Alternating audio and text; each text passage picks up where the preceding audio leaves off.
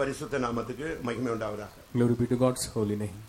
லூக்கா எழுதின சுவிசேஷம் 13ஆம் அதிகாரம் 4-5 வசனங்களுக்கு நம்முடைய கவனத்தை நாம் திருப்பலாம். Let's turn attention in Bibles to Luke chapter 13 verse 4 and 5.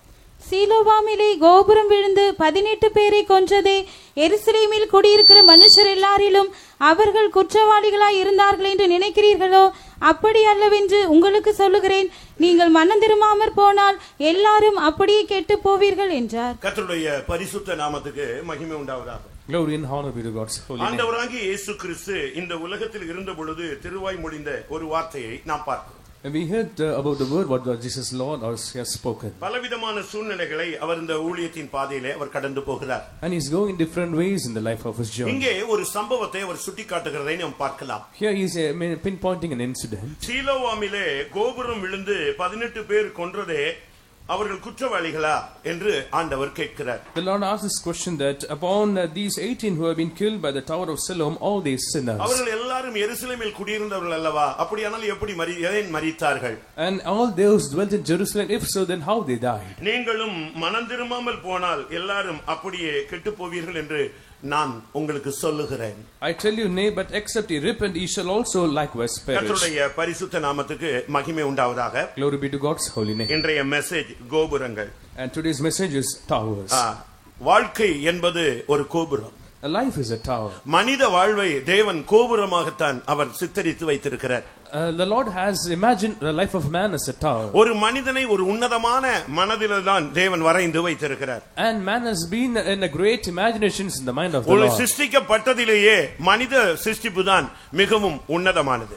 And among all the creations, the creation of mankind is more special for God. உலகத்திலே எத்தனையோ சிருஷ்டிப்புகள் இருக்கிறது. There may be many creations in the world. அதிசயமான சிருஷ்டிப்புகள் இருக்கிறது. There are many wonders around. இன்னும் अनेक சிருஷ்டிப்புகளை நாம் பார்த்ததே கிடையாது. We have not seen many creations yet. இன்னும் अनेक சிருஷ்டிப்புகளை நாம் கண்டதே கிடையாது, அறிந்ததே கிடையாது. We have not known or seen many yet creations.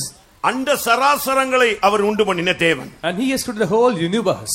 வானத்திலே எத்தனையோ கோள்கள் மனிதனுடைய சயின்டிபிக்ல கண்டுபிடிக்க முடியாத எத்தனையோ கோள்கள் வானங்களிலே சுற்றி கொண்டிருக்கிறது. Still there are many planets which have not been discovered by man in the just removing in the space. இந்த உலகத்திலே இல்லாவிட்டால் காணக்கூடாத விதத்திலே பூமியை காட்டிலும் அதிகமான விஸ்தாரமுள்ள கோள்கள் உலக வான மண்டலங்களிலே சுற்றியிருக்கிறதை நாம் அறிந்து கொள்ள முடியும். And we can know that there are many planets revolving which are more great and huge than the earth. எல்லாம் இருந்தாலும் though all are present, ஆனால் மனித சிருஷ்டிப்பு தான் மிகவும் முக்கியமானது. And the creation of mankind is more special. எல்லாவற்றையும் சிருஷ்டித்த பின்பு கடைசியாக தேவன் மனிதனை உருவாக்குகிறார். And the Lord God created man after creating everything else on the earth. வானங்கள் உண்டாக்கப்பட்டது. Heavens were created. பூமி உண்டாக்கப்பட்டது. The earth was created. காண்கிற யாவும் உண்டாக்கப்பட்டது. And everything which I see are created. நம்முடைய அறிவுக்கு அப்பாற்பட்ட காணப்படாதவைகள் எல்லாம் உருவாக்கப்பட்டது. Even what is above our mind also created. எல்லாவற்றையும் தேவன் சிருஷ்டித்தார். The Lord created all.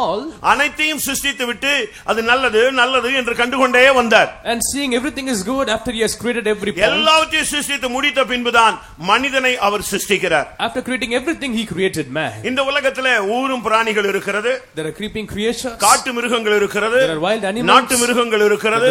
சமுத்திரத்திலே கோடிக்கணக்கான சிருஷ்டிப்புகள் இருக்கிறது. There are multiple creations in the ocean. இவைகள் எதுவுமே தேவனுடைய சாயலில் சிருஷ்டிக்கப்பட்டவைகள் அல்ல. But none of these are created in the image of God. தேவன் மனுஷனை மட்டும்தான் தன்னுடைய சாயலின்படியும் தன்னுடைய ரூபத்தின்படியும் உண்டாக்குகிறார். Only man was created in the image and the form of God himself. நீங்க யாராவது உங்க பிள்ளையை நாய் மாதிரி பெத்தெடுத்தா எப்படி இருக்கும்? If anyone begot a dog, how should it be? பூனை மாதிரி பெத்தெடுத்தா என்ன சொல்லுவான் உலகம்? If a child is like a cat, how will it be? அதே போலதான் ஆண்டவர் இந்த உலகத்துல எல்லாத்தையும் சிருஷ்டித்தார். ஆனால் மனிதனை மட்டும் தன்னுடைய சாயலின்படி சிருஷ்டித்தார். The Lord created everything according to his imagination, but yet man according to his form and image. மனித வாழ்வு என்பது வாழும்படியாக தேவன் அளித்த ஒரு ஈவு. And manly life is a gift from God. ஆனால் இந்த வாழ்க்கை अनेகருக்கு கசக்கிறது. But many find bitter. अनेகருக்கு இந்த வாழ்க்கை பிடிக்கிறது இல்லை. Many don't like this life. தாங்கள் எதிர்பார்த்த விதமாக வாழ்க்கை அமையவில்லை என்று அவர்கள் யோசிக்கிறார்கள். They think that their life is not according to how they think and imagine. தான் எதிர்பார்த்தது நடக்கவில்லை என்று சொன்ன உடனே வாழ்க்கை தோற்று போய்விட்டோம் என்று தற்கொலையை மனிதன் தேடுகிறான். Man is seeking the suicide and kill himself when he finds that he is not lacking his life. அப்படி அல்ல பிரியமானவர்களே. It's not so beloved. வாழ்க்கையிலே நீ ஜெயிக்க வேண்டுமானால் அதற்கு ஒரு வழி இருக்கிறது, ஒரு ஃபார்முலா இருக்கிறது. There is one way and formula if you have to win in life. மனித வாழ்வு ஜெயிக்கிறதற்கு ஒரு சூத்திரம் இருக்கிறது. There is one code to win this. ஒரு தேவனுடைய பிள்ளை வாழ்க்கையிலே ஜெயிக்கணும், ஒரு சாதாரண மனுஷன் வாழ்க்கையில ஜெயிக்கணும். அவன் யாராக இருந்தாலும் சரி, எந்த மதமாக இருந்தாலும் சரி, எந்த ஜாதியாக இருந்தாலும் சரி, அவன் வாழ்க்கையில ஜெயிக்க வேண்டுமானால் அவன் ஒரு ஃபார்முலாவை வாழ்க்கையில அப்ளை பண்ண வேண்டியது அவசியம். It is essential for a man to apply one formula, whatever creed, caste or religion he belongs to, but he has only one formula to live. அந்த ஃபார்முலா தான் ஆண்டவராகிய இயேசு கிறிஸ்து. That formula is our Lord Jesus Christ. இயேசுவை உன்னுடைய வாழ்க்கையிலே, அந்த சூத்திரத்தை உன்னுடைய வாழ்க்கையில கொண்டு வந்தாதான் உன் வாழ்க்கையில chemical reaction undagum. Only when you bring Jesus Christ in as the formula of your life, there shall be a chemical reaction. வாழ்க்கை மாறும். Your life will change. வாழ்க்கை திரும்பும். Your life will transform. வாழ்க்கை ஒளிரும். A life will light. வாழ்க்கை செழிக்கும். A life will prosper. வாழ்க்கை மேன்மையாய் மாறும். A life shall be honorable. எல்லாரும் ஆச்சரியப்படத்தக்கதாக உன் வாழ்க்கை மாறும். It becomes so that everyone gets astonished. அதுக்கு ஒரே வழி ஆண்டவராகிய இயேசு கிறிஸ்து மாத்திரமே. The only way is the Lord Jesus Christ alone. கர்த்தருடைய பரிசுத்த நாமத்துக்கு மகிமை உண்டாவதாக. Glory and honor be to God's holy name. அப்படி இருக்கும் பொழுது ஏன் மனித வாழ்க்கை வீழ்ச்சி அடைந்தது? If so, why manly life got defeated? இங்கே நாம் பார்க்கும் பொழுது, as we see here, சீலோவாவிலே ஒரு கோபுரம் விழுந்து விட்டது. There's a tower which fell in Siloam. அது எப்படி விழுந்து விட்டது? How it fell down? அதுக்கு காரணம் தெரியல.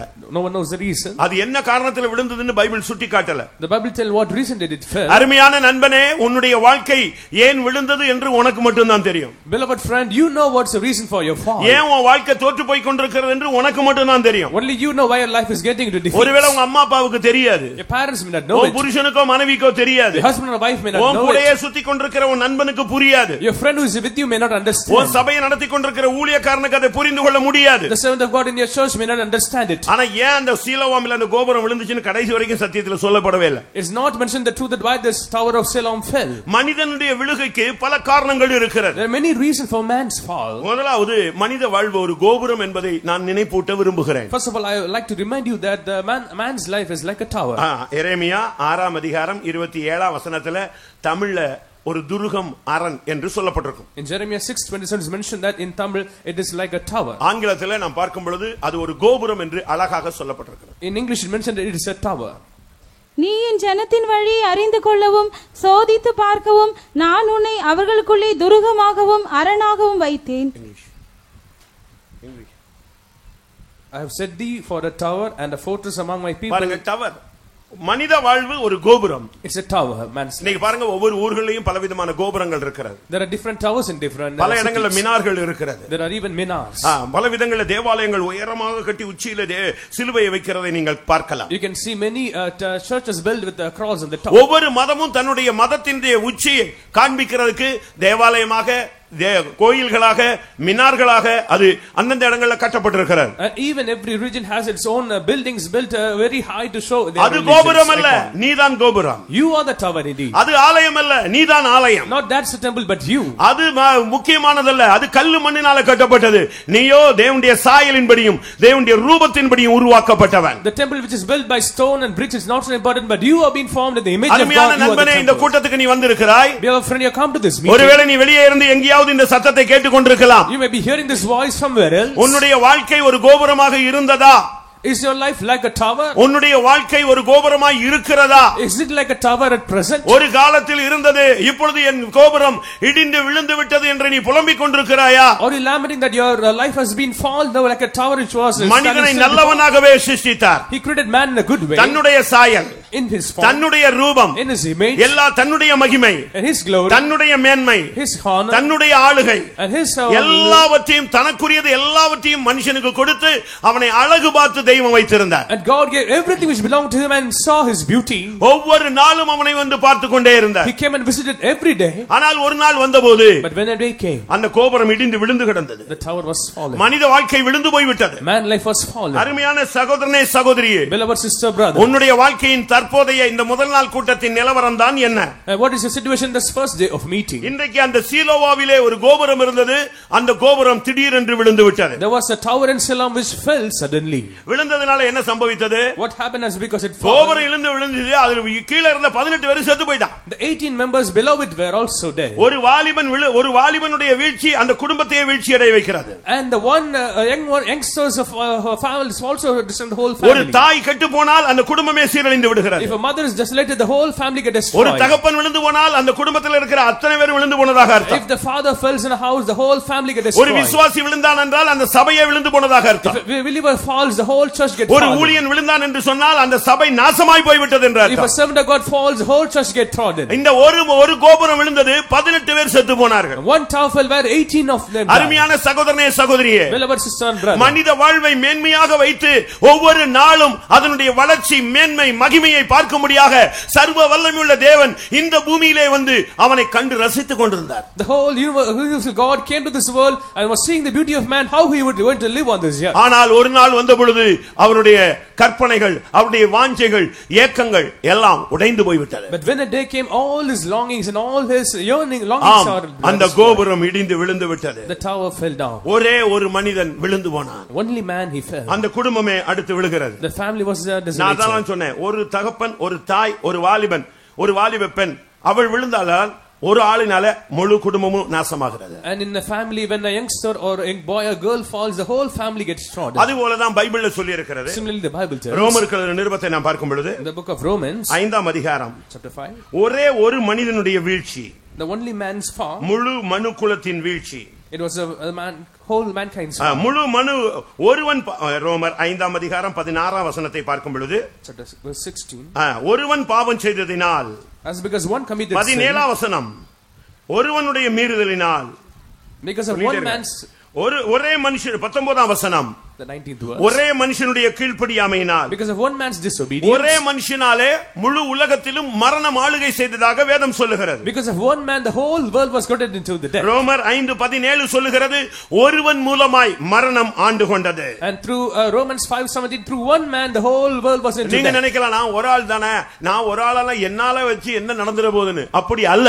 ஒவ்வொரு தனி மனிதனும் தேவனுக்கு தேவை. And it's not about that even you are committed to the death, but the whole man, every man is important to God. ஒரே ஒரு மனுஷனுடைய கீழ்ப்படியாமை, one man's disobedience, ஒருவனுடைய பாவம், one man's sin, ஒருவனுடைய மீறுதல், one man's transgression, ஒருவனுடைய கீழ்ப்படியாமை one's disobedience, முழு மனுக்குலத்தையும் அது அழிவுக்கு நேராக இழுத்தது. it brought the whole of mankind towards destruction. இங்கே ஒரு கோபுரம் விழுந்தது, one tower fell, 18 பேர் அவர்கள் செத்து போனார்கள். and 18 of them died. எவ்வளவு நிர்பந்தமான ஒரு நிலவரம். See how pathetic the situation யாரும் is. இடிக்கவில்லை, No one has destroyed அது it. தானாகவே இடிந்தது. It fell right. அருமையான நண்பனே, உனக்கு கொடுத்த வாழ்க்கையை நீ எப்படி வைத்திருக்கிறாய்? Oh my friend, how are you keeping your life? உனக்கு தேவன் ஒரு வாழ்க்கை கொடுத்தாரே, God has given you a life, ஒரு பிறப்பை கொடுத்தாரே, He has given you a birth, ஒரு ரட்சிப்பை கொடுத்தாரே, He has given you salvation, ஒரு வாழ்க்கையை கொடுத்து அருமையாக உன்னை வைத்திருக்கிறாரே, He has given you good life to live, உனக்கு சுகம் கொடுத்திருக்கிறார், He has given you healing, ஆரோக்கியம் கொடுத்திருக்கிறார், He has given you health, உனக்கு வீடு கொடுத்திருக்கிறார், He has given you house, ஒரு அருமையான குடும்பம் He has கொடுத்திருக்கிறார், given you good family, உனக்கு சகலவிதமான நன்மைகளையும் கொடுத்திருக்கிறார். He has given all goodnesses, எல்லாம் கொடுத்திருக்கிறார். ஆனால் நீ உன்னுடைய கோபுரம் எப்படி இருக்கிறது? He has given you all, but how is your tower? உன்னுடைய வாழ்க்கை எப்படி இருக்கிறது என்பதை நீ இப்பொழுது சிந்திக்க வேண்டிய ஒரு நேரம். It's a time to think about your life, how it is. ஒருவேளை நீ விழுந்தது யாருக்கும் தெரியாது. Perhaps no man that have seen you fall. உன்னுடைய நண்பனுக்கு தெரியாது. A friend may not know it. உன்னோட உடன் ஊழியர்களுக்கு தெரியாது. Your fellow servants may not know it. நான் உன்னுடைய பெற்றோர்களுக்கு தெரியாது. Even your parents may not know it. ஆனால் நீ விழுந்து போனது உனக்கு தெரியும். But you know how you have fallen. உன்னுடைய விழுகை அநேகரை மரணத்துக்கு இழுத்துக் கொண்டிருக்கிறது. Your falling has brought many to death. யாரும் இடிக்கவில்லை. No one has destroyed. அப்ப எப்படி அது இடிஞ்சது? Then how it fell? அது கட்டப்பட்ட விதம் சரியல்ல. It's not the right building was built. வாழ்க்கை இப்படி தான் வாழணும் அப்படினு பைபிள் சொல்லுது. The Bible tells this is the way to live. உலகத்துல மனுஷன் சொல்றான் எப்படியும் வாழலாம்னு சொல்றான். Man will tell in the world that how he can live anyway. குடிகாரனாய் வாழலாம். Can live as a drunkard. நாசமாய் போன வாழ்க்கை வாழலாம். Can live a deserted life. எப்படியும் வாழலாம். You can live as for you. எந்த விதத்திலயும் வாழ்றதுக்கு உனக்கு உரிமை இருக்கு. You have the rights to live anyway. நீ உட்கார்ந்து கேட்கணும்னு அவசியம் இல்ல, நீ போயிட்டே இருக்கலாம். There's no need for you to hear, you can go on your way. ஏன்னா உனக்கு உரிமை இருக்கு. You have your rights. ஆனபடியால் தான் இப்படி மனுஷன் தன்னுடைய சுயமாக அவனை நல்லவனாகவே சிருஷ்டித்தார். அவனோ அநேக உபாய தந்திரங்களை தெரிந்து கொண்டான். And the Lord created man in a good way, but yet he chose the crafty works towards him. இப்போ அவன் என்ன சொல்றான்? What he tells? வாழ தெரியாதவன் என்ன சொல்றான்? What the one who do not live. உலகத்துல சொல்றான், ஆட தெரியாதவன் ரோடு கோணலா இருக்குன்னு சொன்னான்னு. And the one who do not know to dance till the road is crossed. அவனுக்கு ஆட தெரியாது. ஆனா அவன் என்ன சொன்னான்? காரணம் என்ன சொன்னான்? ரோடு கோணலா இருக்கு, அதனால தான் என்னால டான்ஸ் பண்ண முடியலனா. He said that I cannot dance because the road is crooked. அதுபோல வாழ தெரியாதவன் தன்னுடைய வாழ்க்கையில கடவுள் சரியில்லைங்கறான். And so the one who do not know to live tells that God is not right. இன்னும் வாழ தெரியாதவன் கடவுளே இல்லைங்கறான். And somehow the others tell that there is no God. இதுதான் இன்னைக்கு உலகத்துல अनेகருடைய பொன்மொழிகள். They all the golden words of the worldly proverbs. ஏன் கடவுள் இருந்தா நேரடியா வந்து என்கிட்ட பேசட்டும்னு சொல்வான். They may tell that God may come to me straight and speak. ஒன்று தெரியுமா? சுமார் 2000 ஆண்டுகளுக்கு முன்பாகவே அவர் வந்து விட்டார். He has come here before 2000 years. எந்த மனுஷனையும் பிரகாசிப்பிக்கிற மெய்யான ஒளியாக அவர் வந்து விட்டார். He has come here as the true light which makes every man மரண இருளில் இருக்கிற ஜனங்கள் பெரிய வெளிச்சத்தை காணும்படியாக ஏறக்குறைய 2000 ஆண்டுகளுக்கு முன்பாகவே இயேசு என்னும் திருநாமத்தில் அவர் கடந்து வந்து விட்டார். He has come here 2000 years before the name of Jesus Christ into this world to give light to the one who are in darkness. அவருக்கு இந்த உலகத்துல ஒவ்வொரு மனுஷனுடைய கஷ்டம் தெரியும். He know every trouble of every man. ஒரு தகப்பனுக்கு தன் பிள்ளையினுடைய வேதனை புரியும். A father knows the child's all suffering. ஒரு தாய்க்கு தன்னுடைய பிள்ளைகளுடைய துக்கம் தெரியும். A mother knows the troubles of a child. அதுபோல இன்னைக்கு எத்தனையோ குடும்பங்கள் விழுந்து போன நிலவரத்தில் இருக்கிறதை தேவன் அறிகிறார். God knows that many families are in problems and troubles. விழுந்து போன தேவனுடைய மனுஷர்களை தேடி ஆண்டவர் இந்த முதலாம் கூட்டத்துக்கு கடந்து வந்திருக்கிறார். The Lord has come to this meeting seeking his all his fallen children. கர்த்தருடைய பரிசுத்த நாமத்துக்கு மகிமை உண்டாவதாக. Glory be to God's holy name. இன்னைக்கு உன்னுடைய வாழ்க்கை விழுந்து போன நிலவரத்தில் இருக்கிறதா இல்லையா என்பதை நான் சொல்லுகிற வசனத்திலே நீ நிதானிக்க வேண்டியது அவசியம். It is needed for you to examine and find that whether your life is fallen or upright as per the words. அப்போஸ்தலர் 15:17 ஐ பார்க்கும் பொழுது in Acts 15:17 வேதம் சொல்லுகிறது தாவீதின் கூடாரம் விழுந்து போனது.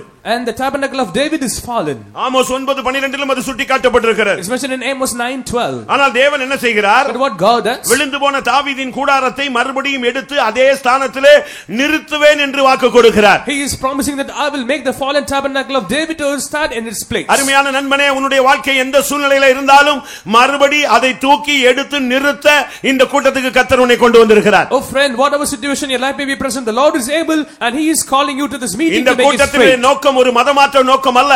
This is not a motive to change you a religion of ஒரு conversion. மனிதனை மதம் மாற்ற வேண்டிய அவசியமே கிடையாது. There is no need for a man to be converted உன் religiously. வாழ்க்கையை மாற்ற வேண்டும். Your life will be changed. சாபத்திலிருந்து உன்னை ஆசீர்வாதத்துக்கு கொண்டு வர வேண்டும். You should be transferred from curses to blessings. விழுகையிலிருந்து நிலைத்திருக்கிற அனுபவத்துக்கு உன்னை கொண்டு வர வேண்டும். You should be taken from falling to வியாதியிலிருந்து உனக்கு சுகத்துக்கு உன்னை கொண்டு வர வேண்டும். You should be brought from sickness to health. நீ சாபத்திலிருந்து ஆசீர்வாதத்தை நோக்கி நீ வர வேண்டும். You should come from curse to blessings. இப்படி ஒவ்வொன்றிலிருந்து நீ விடுதலையாக்கப்பட வேண்டும் என்பதுதான் எங்களுடைய நோக்கம். And we have the purpose that you should be delivered from all these. விழுந்து போன தாவீதின் கூடாரத்தை தூக்கி எடுத்து நிறுத்துகிற தேவன் உன் வாழ்க்கையை தூக்கி எடுத்து நிறுத்தும்படியாக வந்திருக்கிறார். எத்தனை பேர் அதை விசுவாசிக்கிறீர்கள்? How many believe the Lord has come here to make your life straight? விசுவாசிக்கிறவர் கரங்களை உயர்த்தி அல்லேலூயா சொல்லுங்கள். ஒவ்வொரு மனிதனுடைய வாழ்க்கைக்கும் பின்னாலே ஒரு சக்தி இருக்கிறது. And every man has a power behind his life. நல்ல கவனிங்க. ஒவ்வொரு மனிதன் அவன் யாரா இருந்தாலும் சரி, and whoever it may be, அவன் எந்த ஜாதியோ எந்த மதமோ எந்த ஆளா இருந்தாலும் சரி, ஒவ்வொருவனுக்கு பின்னாலேயும் ஒரு ரெண்டு சக்தி சுத்திக்கிட்டே இருக்கும். And two powers will be wandering behind the man, whatever he is, despite of any caste, creed, or any religion. One is devil, மற்றொன்று தேவன், and is God. ரெண்டு பேரும் ஒரு மனிதனை தன்னுடைய பக்கம் இழுக்க முடியாக அவன் பிறந்ததிலிருந்து அந்த ரெண்டு சக்தியும் போராடி கொண்டே இருக்கும். These two powers will strive towards a man, towards to draw them himself right from his born. கண்ணை மூடி பாருங்க, உங்க பின்னால ரெண்டு நிக்குதான் பாருங்களேன். Just close and find other two. ரெண்டா ரொம்ப நிக்குதுன்னு சொல்றீங்களா? ஒன்னா ரெண்டா இருக்கு. இருக்கிற பிரச்சனை தலைக்கு மேல இருக்கு. முன்னுக்கு போனா ஒன்னு நிக்குது, பின்னுக்கு போனா வருதுன்னு சொல்றீங்களா? எப்படி? You have a multitude of problems behind you. அப்படி அல்ல. It's not so. ரெண்டு சக்திகள். Only two. ரெண்டுமே கண்ணுக்கு புலப்படாதவைகள். Both are invisible to our eyes. கண்ணுக்கு தெரிஞ்சா நீங்க ஓடிடுவீங்க பயந்து. You have seen it, you may run. ரெண்டுமே கண்ணுக்கு புலப்படாத சக்தி. Both are invisible powers. ஒரு வல்லமை உன்னை தள்ளுறதுக்கு ட்ரை பண்ணிட்டே இருக்கு. One power is trying to cast you down. ஒரு வல்லமை உன்னை தாங்க முடியாக காத்து கொண்டே இருக்கு. One power is waiting to pick you up. இத விசுவாசிக்கிறவங்க எத்தனை பேர்? Those who believe. ஒரு மனுஷன் சொல்றான், நான் விழுகிறதுக்கு ஏதுவா இருக்கிறேன், நான் விழும்படி நீ என்னை தள்ளிவிட்டாய், ஆனாலும் கர்த்தரோ என்னை தாங்கினார். And I am according to fall, but yet the Lord has put me up. இன்னைக்கு விழுகை. Today falling. நான் நினைக்கிறேன் என்னுடைய அறிவின்படி போன பூலங்கல்ல இரண்டாவது நாள்ல இதே விழுகையை பத்தி உங்களுக்கு பிரசங்கம் பண்ணப்பட்டது என்று விசுவாசிக்கிறேன். I believe that you have been preached about falling in the last second day. ஆனாலும் எழும்பாதபடி நான் மறுபடியும் விழுகையிலிருந்து உங்களை எழும்பும்படியாக மறுபடியும் இந்த கூட்டத்தின் வாயிலாக உங்களை அழைக்கிறோம். But as we are not fallen, we are calling you not to come out from falling. ரெண்டு சக்திகள். Two powers. நீங்க இந்த ரெண்டு சக்தியும் பார்த்தவங்க உணர்ந்தவங்க கரங்களை உயர்த்துங்க பார்க்கலாம். என் வாழ்க்கையில பிசாசின் போராட்டம் பயங்கரமா இருந்தது, ஆனால் தேவனோ வந்து என்னை தூக்கி எடுத்து அதுல இருந்து விடுதலை ஆக்கிட்டார். இவ்வளவுதானா? இவ்வளவுதானா? நான் வியாதியில கிடந்த இயேசு எனக்கு ஜீவன் கொடுத்தார். நான் மரணத்தை நோக்கி போனேன், எனக்கு விடுதலை கொடுத்தார். அழிவை நோக்கி போனேன், அழியாமையை கொடுத்தார். சாவை நோக்கி போனேன், சாவாமையை கொடுத்தார். சாபத்தை நோக்கி போனேன், ஆசீர்வாதத்தை நோக்கி திருப்பினார். இதுக்கு தான் யான் பெற்ற இன்பம் பெருகை வையகம் சொல்லி நம்ம எல்லாரும் இப்ப இங்க வந்திருக்கிறோம். That's why you all come here, that the joy received to be given to the whole year. ரெண்டு சக்திகள் போராடி கொண்டே இருக்கிறது. Two powers are striving. ஒரு சக்தி உன்னை தள்ளணும், கீழே விழ வைக்கணும், உன்னை எப்படியாவது இல்லாம ஆக்கிடணும், உன்னுடைய பேரு புகழ் மானம் மரியாதை உன்னை எல்லாத்தையும் கெடுக்கணும்னு ஒரு சக்தி போராடுது. உன்னை தூக்கி எடுத்து நிறுத்தணும், உன் பேரை பெருமைப்படுத்தணும், உன்னை வரு பெரிய ஆளா மாத்தணும், உன் வாழ்க்கையவே கோபுரமாய் நிலைநிறுத்த வேண்டும் என்று தேவன் விரும்பிக் கொண்டிருக்கிறார். And the one power is making you to fall, to be crushed and to be destroyed, but yet the one power is waiting to be raised up and to be built like a tower. விளைச்சைகிறவன் பிசாசு, தூக்கி எடுத்து நிறுத்துகிறவன் தேவன். And the one who makes you fall is the Satan, and the one who makes you stand is the Lord. அருமையான நண்பனே, அந்த கோபுரம் இடிந்து விழுந்து விட்டது. Dear friend, that tower has fallen. உன்னுடைய வாழ்க்கை எப்படி இருக்கிறது? How is your life? உன்னுடைய உலக பிரகாரமான வாழ்க்கை எப்படி இருக்கிறது? ஆவிக்குரிய வாழ்க்கை, ஆன்மீக வாழ்க்கை எப்படி இருக்கிறது? How is your worldly life and how is your spiritual life? இரண்டு விதமான வாழ்க்கை இருக்கிறது. Two kinds of life are there. ஒன்று மாமிசீக உலக வாழ்க்கை. One is physical life. அதுல உனக்கு சரீரம் இருக்கிறது, You have a physical body, வேலை இருக்கிறது, you have a work, வருங்காலம் இருக்கிறது, you have future, தேவைகள் இருக்கிறது, you have needs, உனக்கு மான மரியாதை இருக்கிறது, you have all உனக்கு ஒரு ஸ்டேட்டஸ் இருக்கிறது, you have a status, உனக்கு ஒரு குடும்பம் இருக்கிறது, you have a family. இப்படி தான் செயல்பட வேண்டும் என்கிற ஒரு முறை இருக்கிறது. There is an order to live. ஆனா இன்னொரு பகுதியில் ஆவிக்குரிய வாழ்க்கை ஒன்று இருக்கிறது. There's another spiritual life. விசுவாசத்தை காத்துக்கொள்ள வேண்டியது இருக்கிறது, Keeping up faith, பிரதிஷ்டையில் நிற்க வேண்டியது இருக்கிறது, keeping up faith, வசனத்தின்படி வாழ்க்கை வாழ வேண்டியது இருக்கிறது, living according to the word of God, பரிசுத்தத்தில் உன்னை காத்துக்கொள்ள வேண்டியது இருக்கிறது, keeping yourself in இந்த holiness. ரெண்டு விதமான வாழ்க்கை இருக்கிறது. We have two kinds of life. இன்னைக்கு நம்முடைய வாழ்க்கை எப்படி இருக்கிறது? Today, how is your life? அந்த கோபுரம் திடீர்னு விழுந்துருச்சு. That tower fell suddenly. இயேசு சொன்னாரு, Jesus said, அவங்க எல்லாம் குற்றவாளியா? are they all sinners? கோபுரம் விழுந்துச்சு, 18 பேர் செத்துட்டா. இயேசு சொன்னாரு, அவர்கள் எல்லாரும் குற்றவாளிகள் என்று எண்ணுகிறீர்களோ? And Jesus said, the tower has fallen, 18 of them died, are they all sinners? அவங்க எல்லாம் எருசலேமில குடியிருந்தவங்க. They all the inhabitants of Jerusalem. எருசலேமில குடியிருந்தவங்க திடீர்னு கோபுரத்துக்கிட்ட போய் நிக்க, கோபுரம் இடிஞ்சு விழ 18 பேரும் செத்த உடனே இயேசு சொன்னார், அவர்கள் குற்றவாளிகளா? And the inhabitants of Jerusalem, when they go near the tower, it fell down. The 18 of them died. Are they all sinners? அப்படி அல்லவென்று நான் உங்களுக்கு சொல்லுகிறேன். It is not so, I say. நீங்களும் மனம் திரும்பாமல் போனால் நீங்களும் கெட்டு போவீர்கள். And if you do not repent, you shall be desolated. இன்றைக்கு உலகத்துல கோடிக்கணக்கான ஜனங்கள் மரித்துக் கொண்டே இருக்கிறார்கள். Crores of people die every moment in this world. அநேகர் அவர்கள் குற்றவாளிகளோ நல்லவர்களோ பாவியோ பரிசுத்தவானோ ஓட்டத்தை முடித்துக் கொண்டே இருக்கிறார். And maybe sinners or saints, they are closing and ending their journey. ஆனால் நடக்கிறது என்ன? What is happening? உன்னுடைய வாழ்க்கை எப்படி இருக்கிறது? How is your life? கர்த்தருடைய பரிசுத்த நாமத்துக்கு மகிமை உண்டாவதாக. Glory be to God's holy. ஒரு தேவனுடைய பிள்ளையினுடைய வாழ்க்கை எப்படி இருக்கிறது? How is the life of a child of God? உன்னுடைய வாழ்க்கை விழுந்திருக்கிறதா இல்லாவிட்டால் நிமிர்ந்து நிற்கிறதா? Is your life fallen or is standing erect? இதுதான் இன்னைக்கு உன்னுடைய ஆண்டவருடைய கேள்வி. This is a question for you from the அவங்க Lord. குற்றவாளிகளா? Are they sinners? இயேசு சொல்றார் குற்றவாளிகள் அல்ல. They are not accused, ஆனா மரிச்சிட்டான். but they have died. நீங்கள் மனம் திரும்பாமல் போனால் அப்படியே நீங்களும் கெட்டு போவீர்கள். And if you do not repent, you shall be நான் அந்த perished. சப்ஜெக்ட்டுக்கு பிறகு வருகிறேன். Coming to the subject later, விழுகையினுடைய காரணங்களை நான் உங்களுக்கு சொல்லுகிறேன். we tell you the reason for fall. ஏன் வாழ்க்கை விழுந்து போச்சு இடிஞ்சு போச்சுன்னு உனக்கு தெரியல. You don't know why your life has fallen. நீ என்ன சொல்ற? What do you tell? யாரோ செய்வன செஞ்சிட்டான்னு சொல்ற. Someone has done witchcraft. யாரோ ஏதோ வச்சிட்டான்னு சொல்ற. Someone has got sorcery. அவன் ஒரு மாதிரி பார்த்துட்டே போனா அப்பமே எனக்கு புரிஞ்சிருச்சுன்னு சொல்லுவ. He has seen me in a different way so that I can understand. இப்படி எத்தனையோ குடும்பங்கள் பிரிஞ்சு போயிடுச்சு, நாசமா போயிடுச்சு. Many families have been separated and they've been destroyed. அவன் எதேச்சே அவனை திரும்பி பார்த்தான் கண்ணு இருந்ததுனால நீ உடனே என்ன சொல்லிட்டு அவன் பார்த்தான் அன்னையில இருந்து தாங்க இந்த பிரச்சனையேன்னு சொல்ற.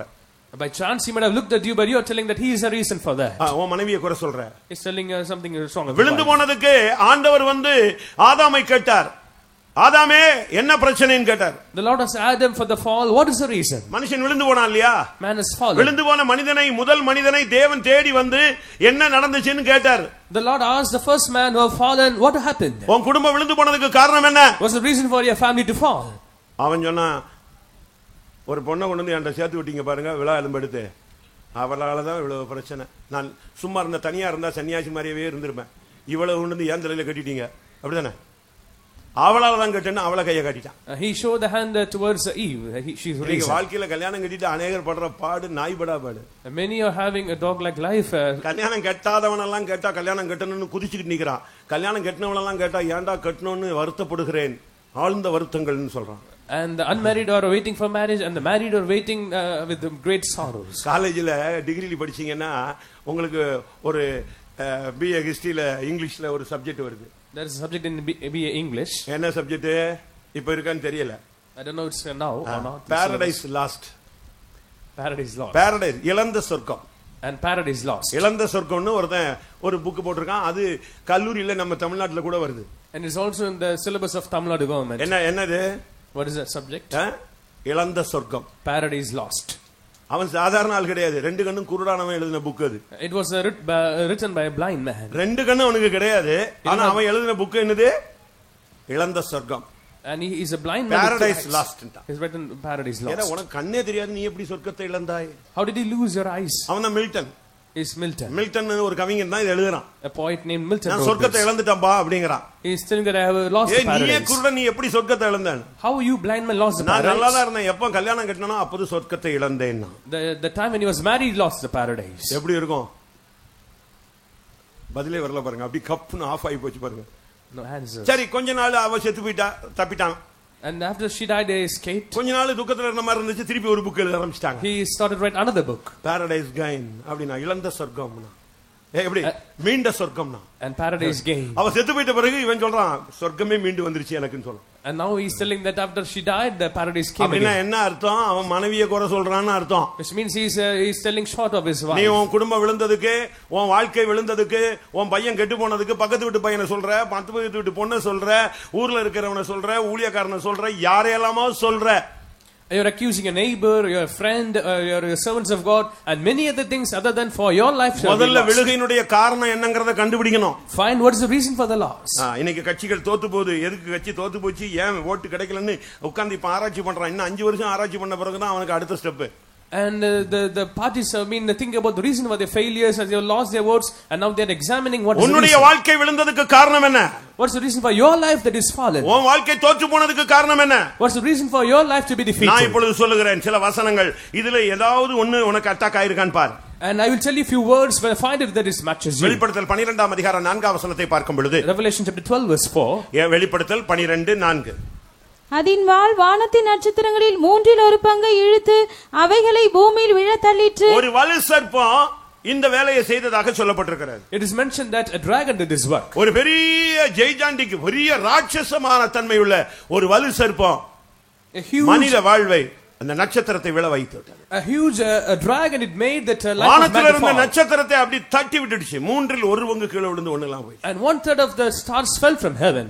லூக்கா 4ஆம் அதிகாரம் Luke chapter 4 35ஆம் வசனத்தை பார்க்கும் பொழுது verse 35. ஒரு மனுஷனுக்குள்ள பிசாசு பிடிச்சிருச்சு. அது அவனை ரோட்ல எல்லாம் தள்ளி அவமானப்படுத்தி கேவலப்படுத்தி விழ வச்சிருச்சு. A man was possessed by the demon which made him to fall on the road and it was put to shame.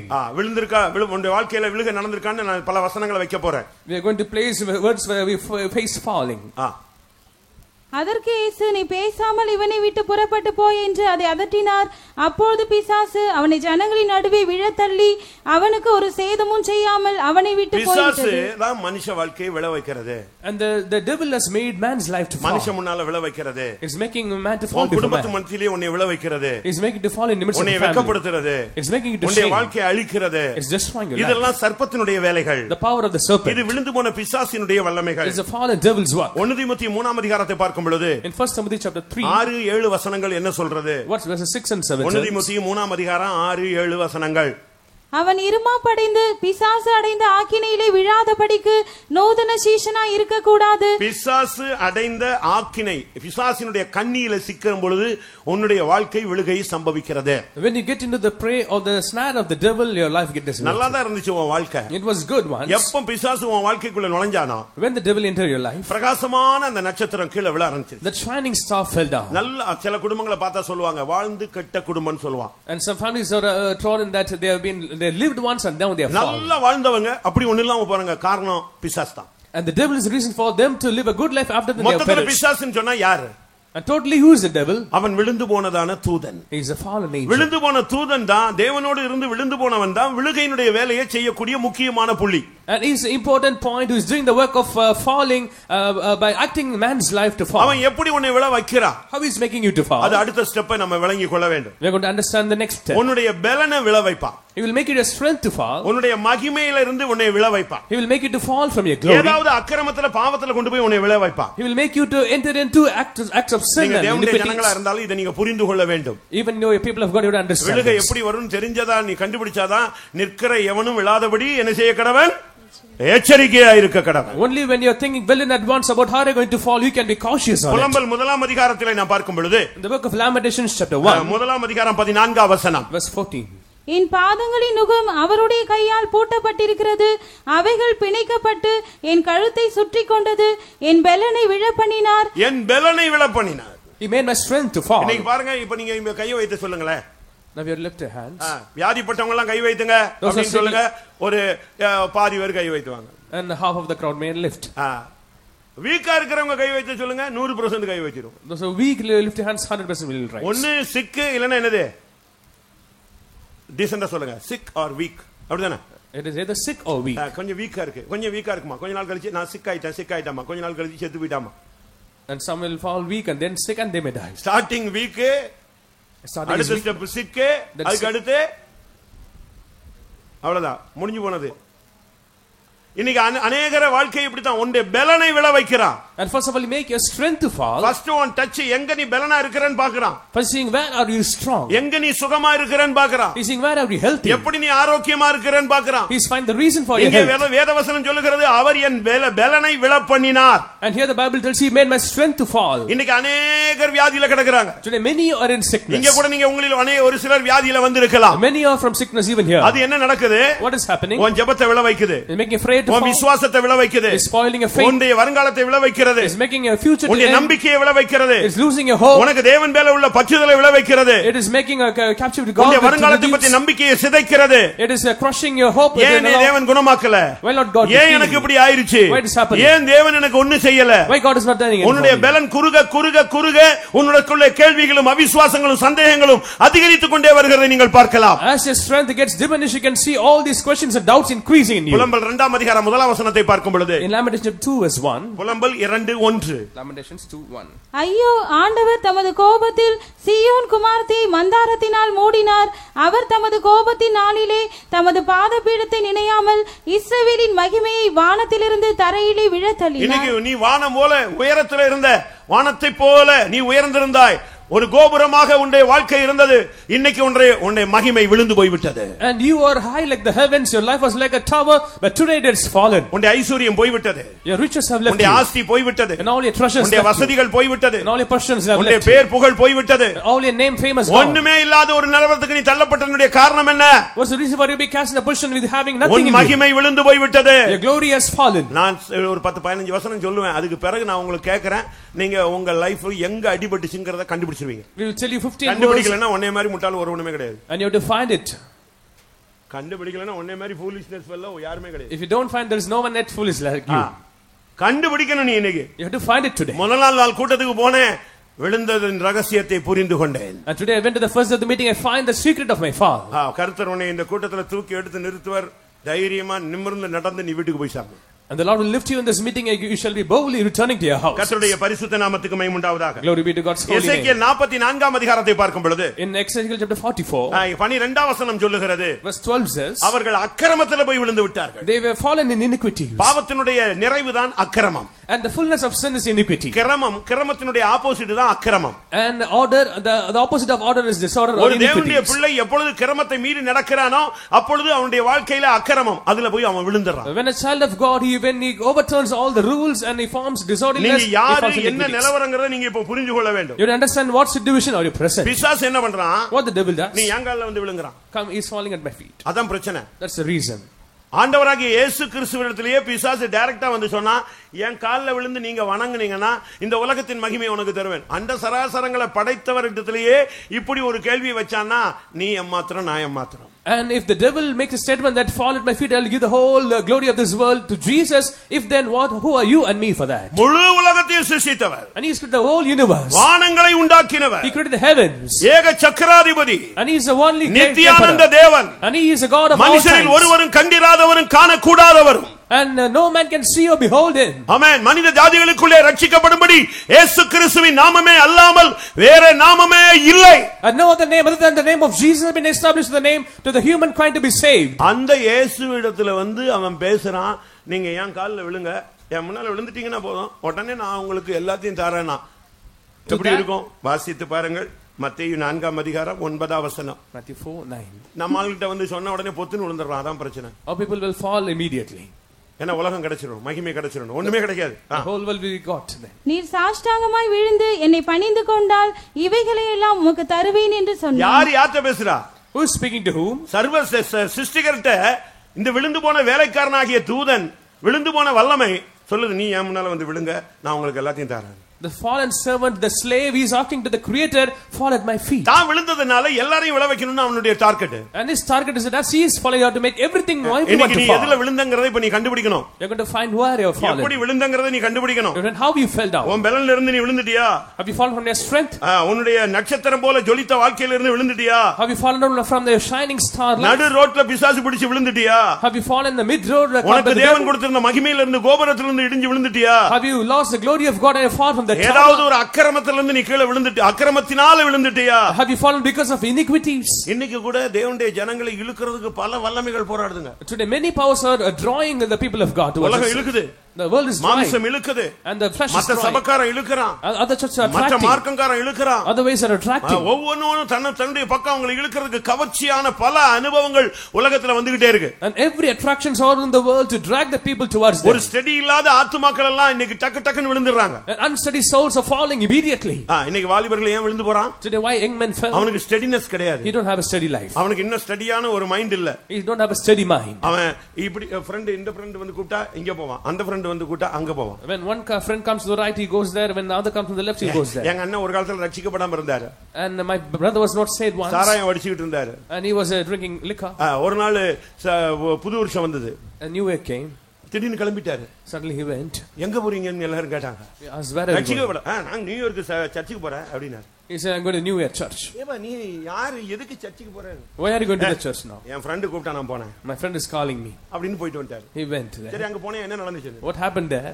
கடைசில ஏதோ ஒரு அப்பம் ரசம் எல்லாம் கொடுத்தாங்க. கொஞ்சம் கொடுப்பானுங்கன்னு பார்த்தா ஒரு ounce தான் கொடுத்தானுங்க அப்படினாரு. And they gave the wine. I asked for 1 ounce. எப்படி? இப்படி தான் சர்ச்சுக்கு போற அந்த ஸ்டெடினஸ் இல்லாத ஒரு வாழ்க்கை, வாலிப பிராயம். மாம்சம் இழுத்தா மாம்சத்துக்கு போவான், தேவன் இழுத்தா தேவன்ட்ட வருவான். நான் சொன்னேன் ரெண்டு சக்தி உன் பின்னாலே வந்துகிட்டே இருக்கும். ஒன்னு பிசாசு, ஒன்னு தேவன். இந்த ரெண்டுல எதுல நீ கேட்ச் ஆகறியோ அதுதான் உன் வாழ்க்கையினுடைய ஃபியூச்சர். மகிமையா மாறும், விழுகையா மாறும். And in this unsteady life which calls you towards you, once the power of God and the power of the devil, where he goes that becomes your life. ஒருவேளை நீ கல்யாணம் கட்டி பிள்ளைகள் குட்டிகள் எல்லாம் சபையில ஒரு விசுவாசியா கூட வந்திருக்கலாம். இன்னைக்கு அந்த ரெண்டு சக்தியும் உன்கிட்ட போராடிக்கிட்டே தான் இருக்கு. நீ ஒன்னு நீ விழுவேன்னு எதிர்பார்க்குது, ஒன்னு நீ விழக்கூடாதுன்னு எதிர்பார்க்குது. And even you may be in a family or come here to this meeting, two powers expecting, one is expecting you to fall and one is expecting you to rise. 2 பேதுரு 3ஆம் அதிகாரம் 17ஆம் வசனத்தை பார்க்கும் பொழுது, in 2 Corinthians, 2 பேதுரு 3ஆம் அதிகாரம் 17ஆம் வசனம், 2 Peter 3:17. ஆதலால் பிரியமானவர்களே, இவைகளை முன்னமே நீங்கள் அறிந்திருக்கிறபடியால் அக்கிரமக்காரருடைய வஞ்சகத்திலே நீங்கள் இழுப்புண்டு உங்கள் உறுதியிலிருந்து விலகி விழுந்து போகாதபடிக்கு, நீ இருந்த விசுவாச உறுதியிலே, தேவ பக்தி என்கிற உறுதியிலிருந்து நீ விழக்கூடாது. You should not fall from the stubbornness of godliness. உன் உறுதியில நீ நிக்கணும். You should stand in your faith. நீ அறிந்த சத்தியத்தில நிக்கணும். You should be stubborn in நீ your அறிந்த இயேசுவுக்காக நிற்கணும். You should stand for Jesus. நீ அறிந்த வசனத்துக்காக நிக்கணும். Stand for your words of God. நீ சொல், நீ உச்சரித்த இயேசுவின் நாமத்துக்காக நீ நிக்கணும். You should stand for the name of God who have been pronounced. பிரச்சனைகள் வரும், இழப்புகள் வரும். இயேசு என்ன சொன்னார்? இந்த உலகத்திலே உங்களுக்கு உபத்திரவம் உண்டு. You have afflictions in this world. அப்படி இல்லாதிருந்தால் நான் உங்களுக்கு சொல்லி இருப்பேன். If not so, you had to tell me. திடன் கொள்ளுங்கள், நான் உலகத்தை ஜெயித்தேன். I have overcome the world. பிரியமான தேவனுடைய பிள்ளையே, உன்னுடைய உறுதியில நீ நிக்கணும். Beloved child of God, you have to stand stubborn in your. என்ன வந்தாலும் நிக்கணும். Whatever comes, you have to stand. யோபுவை தேவன் ஆசீர்வதித்தார். The Lord blessed Job. அந்த தேசத்தில் கிழக்கத்தி புத்திரர்களே அவன் பெரிய மேன்மையான ஒரு மனுஷன். He was a honorable man in the midst of the east. ஆனாலும் பிசாசு அவனை விழ வைக்கிறதுக்கு போராடினான். And the devil tried to make him fall. ஒரு நாள் வந்தது. One day came. அவனுடைய ஐஸ்வரியம் ஒவ்வொன்னா அவனை விட்டு எடுக்கப்பட்டது. And all his riches was taken out from him. ஆடுகள் போய் விட்டது. And all his மாடுகள் போய் விட்டது. And all his covered. எருதுகள் போய் விட்டது. ஒட்டகங்கள் போய் விட்டது. And all his camels. எல்லாவற்றையும் இழந்தான். He lost everything. ஒரு நாள் திடீரென்று ஒருத்தன் வந்து சொன்னா, உங்க வீடே இடிஞ்சிருச்சுன்னு சொல்லிட்டான். And one came that his house has fallen. அப்படி திகைச்சு போயிட்டான். And he was அதே ஆள் சொன்னா, அதே ஆள் சொன்னா, the same man. அந்த வீட்டுக்குள்ள இருந்த 10 பிள்ளைகளும் செத்து போச்சு. The 10 children died. அப்படியே பைத்தியம் முடிச்ச போல உட்கார்ந்துட்டான். He was sitting down like a man. ஆனாலும் அவன் நின்றான். But he stood. விசுவாசத்துல நின்றான். He stood in faith. தேவ பக்தியில நின்றான். He stood in this God. நடந்தது என்ன தெரியுமா? You know what happened? அவன் மனைவி வந்து சொன்னா, his wife came. ஆடு போயிருச்சு, ஐஸ்வர்யம் போயிருச்சு, வசதி போயிருச்சு, வீடு போயிருச்சு, எல்லாமே போயிருச்சு, பிள்ளைங்களே செத்து போச்சு, நீ ஏன் உயிரோட இருக்கிற சாவியான்னா? And his wife said that everything has been lost, your riches, your children. இன்னும் நீர் தேவ பக்தியிலே உறுதியாய் இருக்கிறீரோ? Are you still standing firm in your இன்னும் உன்னுடைய உத்தமத்திலே நீ நிற்கிறாயோ? Are you standing firm in your brightness? நீ உன் தேவனை நீ அறிக்கை செய்து தூஷித்து ஜீவனை விடுன்னு சொன்னா. She said, curse God and die. ஆனா அவனுடைய தேவ பக்தி உறுதியாக இருந்ததனால அவன் விழல. But he didn't fall as because he was firm in his godliness. அருமையான தேவனுடைய பிள்ளையே, உன்னுடைய தேவ பக்தி எப்படி இருக்கு? Oh child, but how is your godliness? காலையிலே காணுகிற மேகம் போல இருக்கா? அப்படி போயிட்டே இருக்கா? பாசிங் கிளவுட்ஸா இருக்குதா? Or they like the clouds which we see in the day. இல்ல உன் தேவ பக்தி உறுதியாக இருக்கா? Or it is firm. ஒரு சிலர் பிசாசினுடைய வஞ்சகத்திலே இழுப்புண்டு தங்களுடைய உறுதியில் இருந்து விலகி போன மனித சமுதாயம் விழுந்து போகிறதை நாம் பார்க்கிறோம். We can see the manly society falls as because it is drawn by the fashions and all the traditions of the world. 1 கொரிந்தியர் 10 அதிகாரம் 8 வசனத்தை பார்க்கும் பொழுது In 1 Corinthians 10:8 அங்கே என்ன சொல்லப்பட்டிருக்கிறது? what is mentioned there? 1 கொரிந்தியர் 10:8 அவர்களில் சிலர் வேசித்தனம் பண்ணி ஒரே நாளில் 23000 பேர் விழுந்து போனார்கள். விழுகையினுடைய காரணம் வேசித்தனம், விபச்சாரம். And fornication also reason to fall. இன்னைக்கு உலகமே அதுக்கு சுப்ரீம் கோர்ட் வரைக்கும் இஷ்டத்துக்கு வாழலாம் அப்படிங்கற அனுமதி கொடுக்குது. Even the Supreme Courts give an order to can live as you wish. அவனுக்கு மனிதத்துல உரிமை இருக்கு. Man has the rights. அவன் எப்படியும் வாழலாம். He can live as he likes. நாய் மாதிரியும் வாழலாம், பேய் மாதிரியும் வாழலாம். He can live like a dog as well as like a அவனுக்கு 20 வயசு தாண்டிருச்சு, 18 வயசு தாண்டிருச்சு, அவன் எப்படியும் போலாம்னு உலகம் சொல்லுது. The world tells he can go as how he lives every across the ஆனா மனித வாழ்க்கை இதுல விழுந்து போகிறதுங்கிறது சத்தியம் சொல்லுகிறது. But the truth tells us this is how the reason to fall. இன்னைக்கு எத்தனை பேருடைய வாழ்க்கை வேசித்தனங்களினால எத்தனை குடும்பம் செதறி சிந்தை ஒண்ணுமில்லாம போய் கிடக்கிறது. இந்த கிராமத்துல நீங்க எடுத்துக்கொள்ளுங்க. Even in this village you can think how many families have been destroyed because of fornication. இன்னைக்கு பாருங்க, எங்க போனாலும் செய்வன மந்திரம், பில்லி சூனியம், தகடு, மருந்து, இதே பேச்சு தான் உலகம் முழுசும் வருகிறது. Wherever you can see these acts of sorceries, witchcraft and other deeds. இப்படிப்பட்ட வல்லமைகள் இன்னைக்கும் கூட மனுஷன் மேல பாஞ்சிக்கிட்டு தான் இருக்கு. Even in these days these powers are attacking man. ஆவி வரும் பொழுது அவன் எவ்வளவு பெரிய ஆளா இருந்தாலும் கீழே விழுந்து உருண்டு சட்டையெல்லாம் கிழிச்சு எச்சில் ஊறி ரோட்ல பைத்தியம் மாதிரி மாறிடுறான். அந்த ஆவி அவனை விழ வைக்கிறது. When those evil spirits come to me, he is falling to the ground, he is rolling like anything, not like a man. Mark 9 அதிகாரம் 20 வசனத்தை பார்க்கும் பொழுது Mark 9:20 அந்த ஆவி அவனை எங்கெல்லாம் ரோட்ல தீயில தண்ணியில எங்க டைம் கிடைக்குதோ அங்கெல்லாம் தள்ளி காலி பண்றதுக்கு ட்ரை பண்ணு. That spirit is making him into waters, into fire, wherever he sees he is going into it. அவனை அவரிடத்தில் கொண்டு வந்தார்கள். அவரை கண்டவுடனே அந்த ஆவி அவனை அலக்கழித்தது. அவன் தரையிலே விழுந்து நுரை தள்ளி புரண்டான். இதுதான் இன்னைக்கு உலகத்தில் நடக்கிற ஒரு பொல்லாத ஆவியினுடைய தாக்குதல். This is the attack of the worldly spirits. அநேக மனிதருடைய வாழ்க்கை பிசாசினால சீரழிந்து கொண்டிருக்கிறது. And many people life are being destroyed by the devil. பொறாமையில செய்வன வைக்கிறான். And because when we they creating with பொறாமை because of jealousy. ஒரு மந்திரவாதிட்ட போய் ஒருத்தன் மந்திரம் வைக்க அவனை ஒரு தன்னுடைய சகோதரனை கொல்றதுக்கு 150 ரூபாய்க்கு ஒரு மந்திரம் வச்சான். And the one kept a magic trick for 150 rupees to kill his brother. எதுக்கு அவன் அந்த மந்திரவாதி கேட்டான், எதுக்குப்பா அவன் தம்பியை கொல்லணும்? The magician asked, why should I kill your brother? அத பத்தி உனக்கு இல்ல, நான் காசு கொடுக்கறேன், என் தம்பியை காலி பண்ணுவியான்னு. And you showed the mind of it, I will give you the amount. காரணம் சொல்லுன்னு சொன்னான். He's telling what's the reason. அவனுக்கு பிள்ளைகள் இல்ல, he don't have children, ஆனா நல்ல வசதியா இருக்கான், but he is good. அவனை கொன்னுட்டா அந்த சொத்தெல்லாம் எனக்கு வந்துரும். இதுதான் பெரிய முக்கியமான கான்செப்ட். இவ்வளவுதான். There's an important reason that when he is killed, I will get all the riches. இவன் குடிகாரன், எல்லாத்தையும் அழிச்சிட்டு இருக்கான். He's destroying everything. தம்பியை கொன்னுட்டா அந்த சொத்து தனக்கு வந்துரும், குடிச்சு அழிச்சிடலாம். இவ்வளவுதான். இதுக்கு அவனை கொல்லணும். And if I kill my brother, then all this treasure will come to me, then I can drink. ஏன்பா இதுக்கு போய் ஒருத்தனை கொல்லலாமான்னு அந்த மந்திரவாதி பெரிய பரிசுத்தவான் மாதிரி பேசினான். இவன் சொன்னா, நான் காசு கொடுக்கறது நானு, வாயை மூடிட்டு செய்ய முடியுமா சொல்லுன்னு சொன்னான். And he is just giving the money, he is not he should not ask. கடைசில அவன் மந்திரம் செஞ்சு வச்சிட்டான். Finally he did that magic. Magic செஞ்சு அனுப்பியாச்சு. Now he's sent him. பாவம் அந்த மனுஷன் வீட்ல படுத்திருக்கான் அவன் தம்பி. His brother is lying on the house. இந்த ஆவி செய்வனே ஆவி வருது. This witchcraft spirit is coming. வருது, வீட்டுக்குள்ள வரதுக்கு வருது, உள்ள வர முடியல, வீட்டை சுத்தி பார்த்துட்டு ரிட்டர்ன் ஆயிடுச்சு. It is coming into that house, it is trying it, but it did not come in. அவன் அடுத்த ஆவி அனுப்புறான். It's sending the next spirit. அதுவும் வந்து சுத்தி திரும்பி வந்துருச்சு. It has rounding about and then it's returned. அங்க போக முடியாது. I cannot go there. அங்க ஏதோ ஒரு பவர் இருக்கு. Something power is there. என்னை அனுப்பாத. Don't send me there. இவனுக்கு கொஞ்சம் டவுட், அவன் நம்மளை விட ஒரு பெரிய மந்திரவாதியா இருப்பானோ? Will be a great magician. ஏதோ கட்டி வச்சிருக்கான் போல இருக்கு. அதனால தான் நம்ம வண்டி ஒண்ணு உள்ள போக மாட்டேங்குது. As he is having something better than us. அடுத்த நாள் காலையில The next day morning. அவன் எங்க போறானா பார்த்தா அவன ரோட்லயே லாரியில தள்ளிரோன்னு முடிவு பண்ணிட்டான். He has planned to kill him through a lorry. இது நான் சொல்றது ஒரு மந்திரவாதியினுடைய சாட்சி. It is a testimony of a magician. என்ன நடந்தது? அடுத்த நாள் அவன் ஒரு மில்லுல வேலை பார்க்கற ஒரு சாதாரண தொழிலாளி சைக்கிள்ல போறாரு. He is working in a mill and he is going in a cycle. அவன் சைக்கிள்ல போயிட்டு இருக்கும்போது இந்த ஆவியை அனுப்புறான். He is sending the spirit is going in the cycle. தட்டிரு, ஒரே தட்டு லாரியில தள்ளிரு. And just dash him in that lorry. அந்த ஆவி வேகமா போச்சு, சைக்கிளை சுத்தி வருதே தவிர சைக்கிளை தொட மாட்டேங்குது. It is just rounding and that cycle. முதல் நாள் போய் வீட்டை சுத்தி நாய் மாதிரி சுத்திச்சு ஒண்ணு உள்ள போக முடியல. இப்போ சைக்கிளை மெயின் ரோட்ல சுத்தி போகுது தவிர சைக்கிளை டச் பண்ண மாட்டேங்குது. But now we not touch the cycle, is just going around. அது திரும்பி போச்சு. It is returned. அப்ப அவன் இருந்த ஒரு குட்டி சாத்தனை கூப்பிட்டு, "எப்ப இதனுடைய ரகசியம் என்ன? வீட்லயும் தொட மாட்டேங்குது, சைக்கிளையும் தொட மாட்டேங்குது. சைக்கிள் கூட டச் பண்ண முடியலன்னா அப்ப நான் என்ன மந்திரவாதி? அது என்ன காரணம்?" And now he is asking that little devil, what's the reason that I cannot touch him? அந்த ஆவி சொல்லுச்சு, that spirit said, அவன் ஒரு மெய் கிறிஸ்தவன். He is a true Christian. அல்லேலூயா. எப்படி அந்த ஆவி சொன்னது என்னது? What that spirit witnessed. அவன் ஒரு கிறிஸ்தவன் அல்ல, பெந்தேகோஸ்தக்காரன் அல்ல. நல்லா புரிஞ்சுக்கணும், சத்தியத்தை புரிஞ்சுக்கணும். அவன் யாரு? Who is he?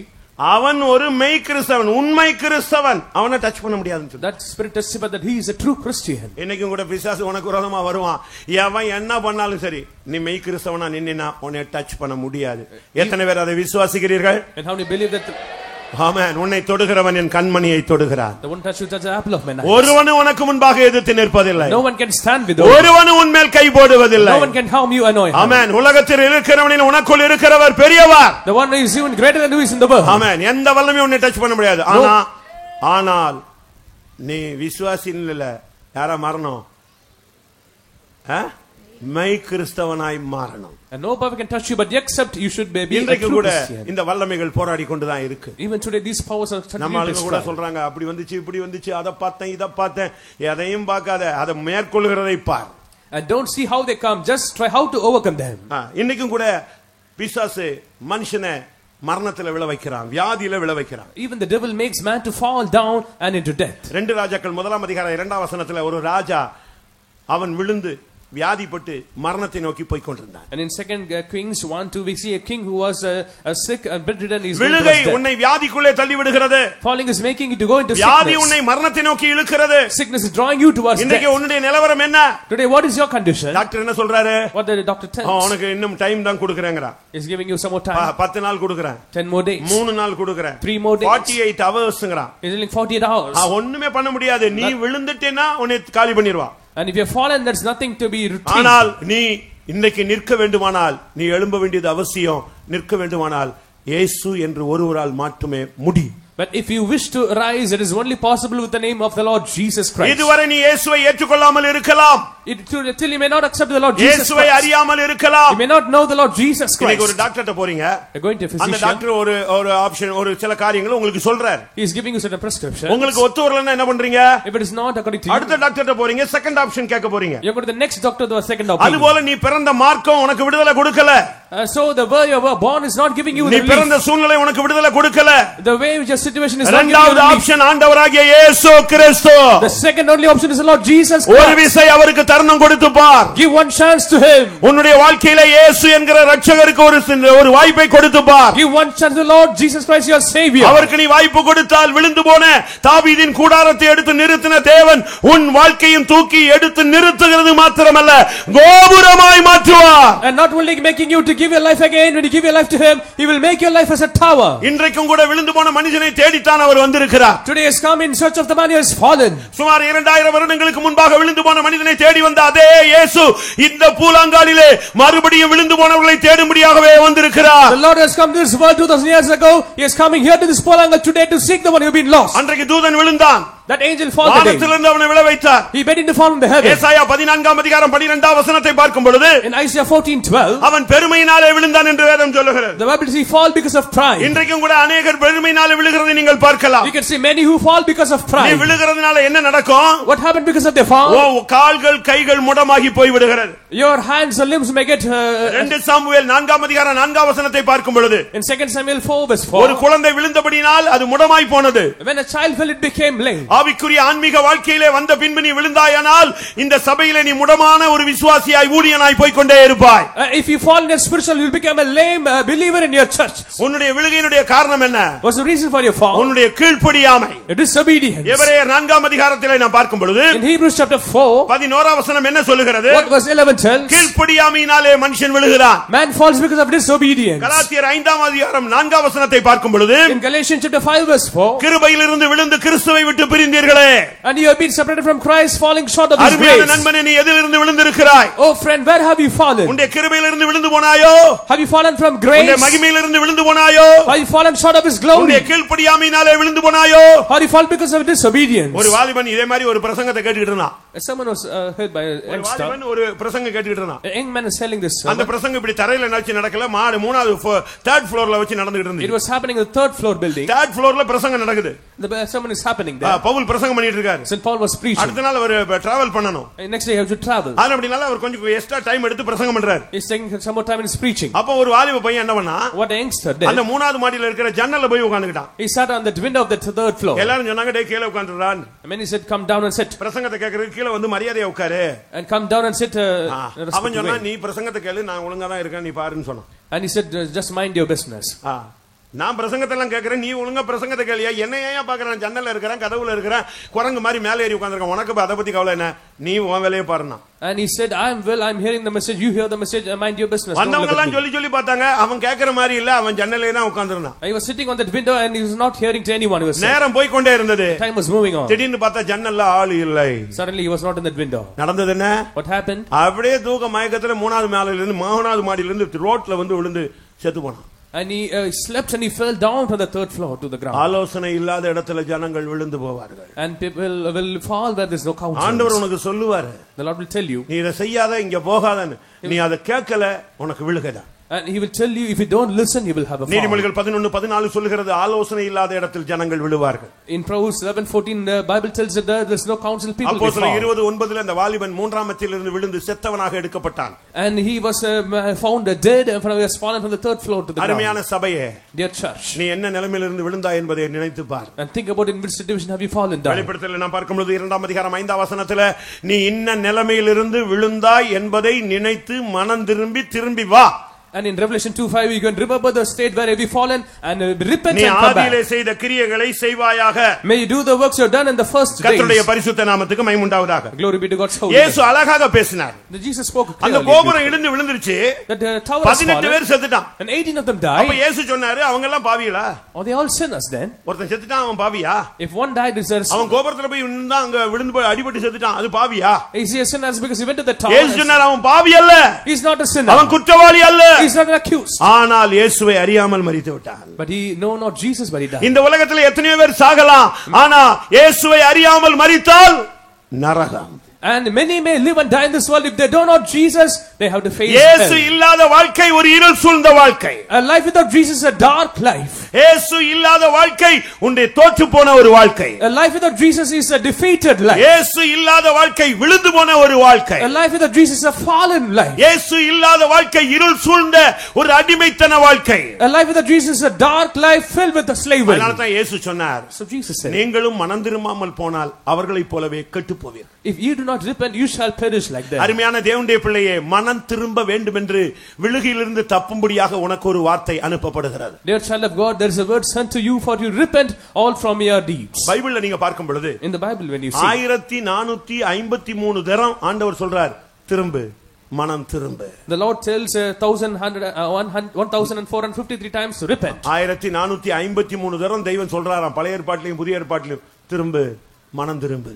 The Lord tells for 1453 times to ஒரு repent. நேரம் அல்ல, இரண்டு நேரம் அல்ல. மனித சமுதாயமே, அருமையான தேவனுடைய பிள்ளையே, அருமையான நண்பரே, நீ மனம் திரும்பும்படியாகவே ஆண்டவர் விரும்புகிறார். And not for one or two more times. The Lord is telling you, continuously telling you to repent, oh mankind. நீ மதம் திரும்ப வேண்டாம். You do not repent. நீ மதத்திலிருந்து திரும்ப வேண்டாம். You don't turn from your religion.